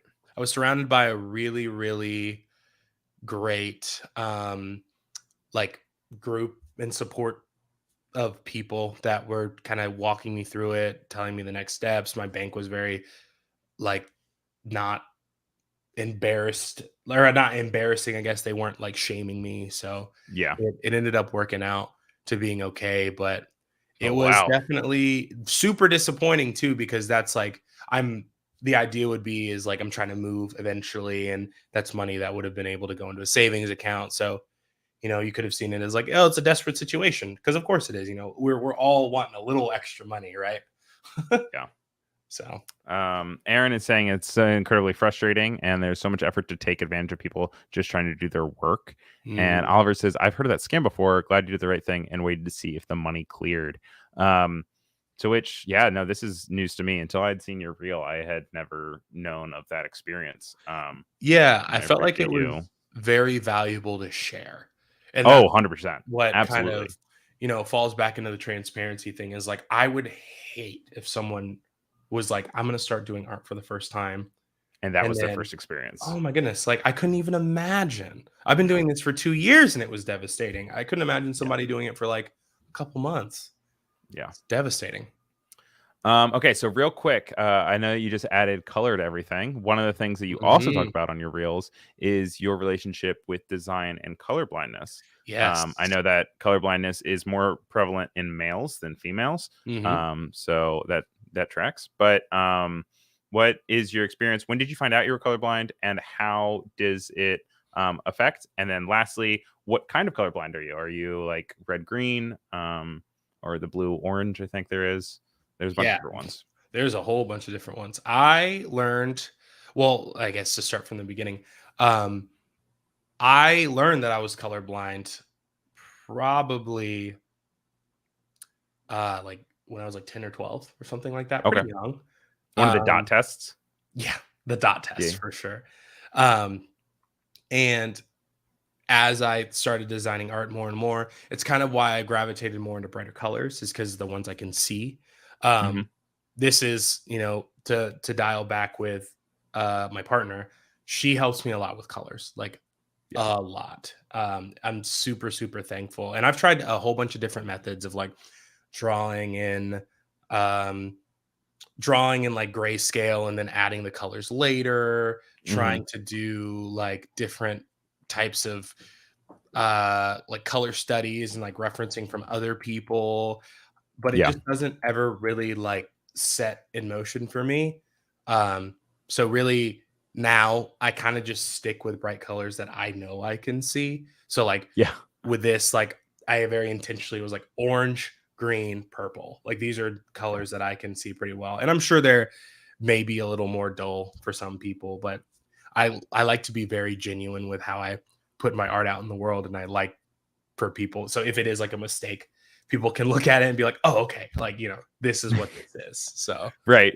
And because I know you also had highlighted that you'd use some of the Adobe new tools with recoloring, which I've played around with actually a little bit. And it's really nice to be able to have that just as like another option. Valdair Leonardo Scarboza, I just gotta say this the whole name every time, said really great color palette. So thank you. Thank you. That is very flattering. And oh my goodness, let me tell you, before Adobe generative like recolor, the Adobe coolers, or I guess colors, was like a life. Oh, with the palettes. Oh my goodness, like absolutely unreal. And now that like the generative recolor exists, it's just like I could not be more thankful. Like it's so helpful. It's crazy to just be able to do things normally, I guess, And it's also so nice just because accessibility in design is so important, and it has its own avenue, but it is something that I feel like is becoming more frequent, more accessible to be accessible. Absolutely. And it's always nice to see. I'm always very thankful when like any, I say company, but I feel like Adobe really is kind of more of a community now, is like willing to really kind of not bend the rules, but I guess just get things set up for people that might not necessarily be able to like do this on their own. Like, I know even like maybe 3 or 4 years ago, like the idea of touching digital art was horrifying, Really? Now, like I think it just was, I don't know, it just felt so overwhelming. And now being connected with the internet and seeing how like Adobe Express works and Adobe Recolor and all of these different references, like it's so much more I don't know, accessible. It feels way more like within your grasp than it is like, oh, there's this one artist that I really like that probably does so much stuff and they're so good at it and I don't know how to do it. Like, Right. The on ramp is a lot easier for people at this point. Absolutely. It's more natural, which I always love. It'll be interesting to also see where it goes over the coming years. Yes, I agree. We do have about 5 minutes left. Ooh. Time flies when you're having fun. Yeah, I'm glad I at least got to finish one before. Yeah, no, absolutely. Ready, set, grow. Which we were is caught up talking. So what I'll do is I'll add a little bit of a background and kind of make this look like a sticker before we wrap up, just so we can have some. Yeah, because have you ever played with any like the hologram stickers or anything? Oh, I love it. Those are so fun. I wish I hard had to design for though. On hand. I have a bunch of stickers that I got made pretty recently that I've just like been super stoked about. Speaking of being stoked about, what is next for you? I know we talked a little bit about the Christmas cards, and we talked a little bit about your pop-up, but is there anything else that you kind of have come down the lane that you're excited about that we can expect from you? And also, where can we find you online? Yeah. So next big things I would say are I'm going to be really pushing sharing content. I really like kind of upgraded my space and got better cameras, and like I want to start creating again and sharing my process and the things that I do. It's been a ton of fun. I've had a lot of support on TikTok and Instagram, but I just want to lean into it way harder than I did this following year. Focus on having fun. I have that Patreon that's firing every month, which if you like stickers, if you like tokens, if you just like Who doesn't? little cards that you can frame, you can find me there. Just patreon.com/byjacobharris. And then, wow, I forgot the last question. I think it was where you could find me, right? Yeah, and I threw your link tree into the chat on both Behance and on YouTube as well. Yeah, also, a quick follow-up on the YouTube poll. I'm saying it's getting even more posts. Now it's at 62% and 38%. Oh, wow. So we're still there. Dang. But yeah, no, like you can find pretty much me everywhere if you just type in by Jacob Harris. It's easy enough. Do you have a favorite platform right now that like you feel like you get the most results from? I think I find it the easiest to connect with people on Instagram personally. Yeah. But TikTok, I would say, is my most active for sure. Right. But feel free to, hit me up wherever. I would be more than happy to answer any questions about screen printing, doodling, having fun. It's definitely want to stay as transparent and like as accessible as possible. So any questions? And do you stream on Twitch? That's where you stream? I do, yeah. Twitch would be the same. It would just be not by Jacob, by Jacob Harris. Cool. Not by Jacob Harris. Yeah, that's for that's Twitter your Finsta specifically. Yeah, Finsta. Yeah, I'm just gonna add a quick drop shadow to this if we have time. We do. We still got another minute or two. Also, one last thing that I learned through your reels was the join tool over in Illustrator, which I admittedly did not know. I was always highlighting it and pressing Control J and trying to figure it out, but seeing you go and just merge things together was so helpful. So make sure you guys check out Jacob's reels as well, and you will learn things about the programs, even if you've been in them for a long time. We've got some cool little tips coming up soon enough. I've been delving into the research as much as possible to try to get some of the answers that I have for questions when it comes to this type of stuff too. All right, I think we're about there. What do you think? That was like pretty perfectly timed. Ready, set, grow. And I like your use of both soft shadows and hard shadows, because I know that for the type you did a drop shadow, but you made it nice and crisp, whereas like it makes it feel way more real. You have that diffuse shadow. Thanks. Valder Leonardo Scarboza says the trick or treat Instagram post is amazing. Jacob, thank you so much. Love that. So I'm glad people are checking stuff out. Absolutely. But thank you so much for coming on the show. It was a big pleasure to have you, as always. And it's a great way to start off the weekend. This is our last work for free of the day. But Adobe Live will be back on Monday. Cody says, thanks for watching, everyone. Stick around for some Max replays up next. So if you guys want to do some old Q watching, that's good to do. Thank you for everyone that voted in the poll. The poll ended at 62% no and 38% yes for have you ever screen printed. And thank you to Jacob for walking us through all the intricacies of screen printing and explaining it. And Thank you hopefully for having maybe me. one person is inspired to do it now, you know, Mhm. if anything. Yeah. All right, man. We'll have a wonderful weekend, and we will talk real soon. Yeah. Thanks so much. See you guys later. Bye, guys. Bye. Oh, and thank you to Cody Bear and everyone for Thank being you, in the Cody. chat. You guys are great. All right. Bye.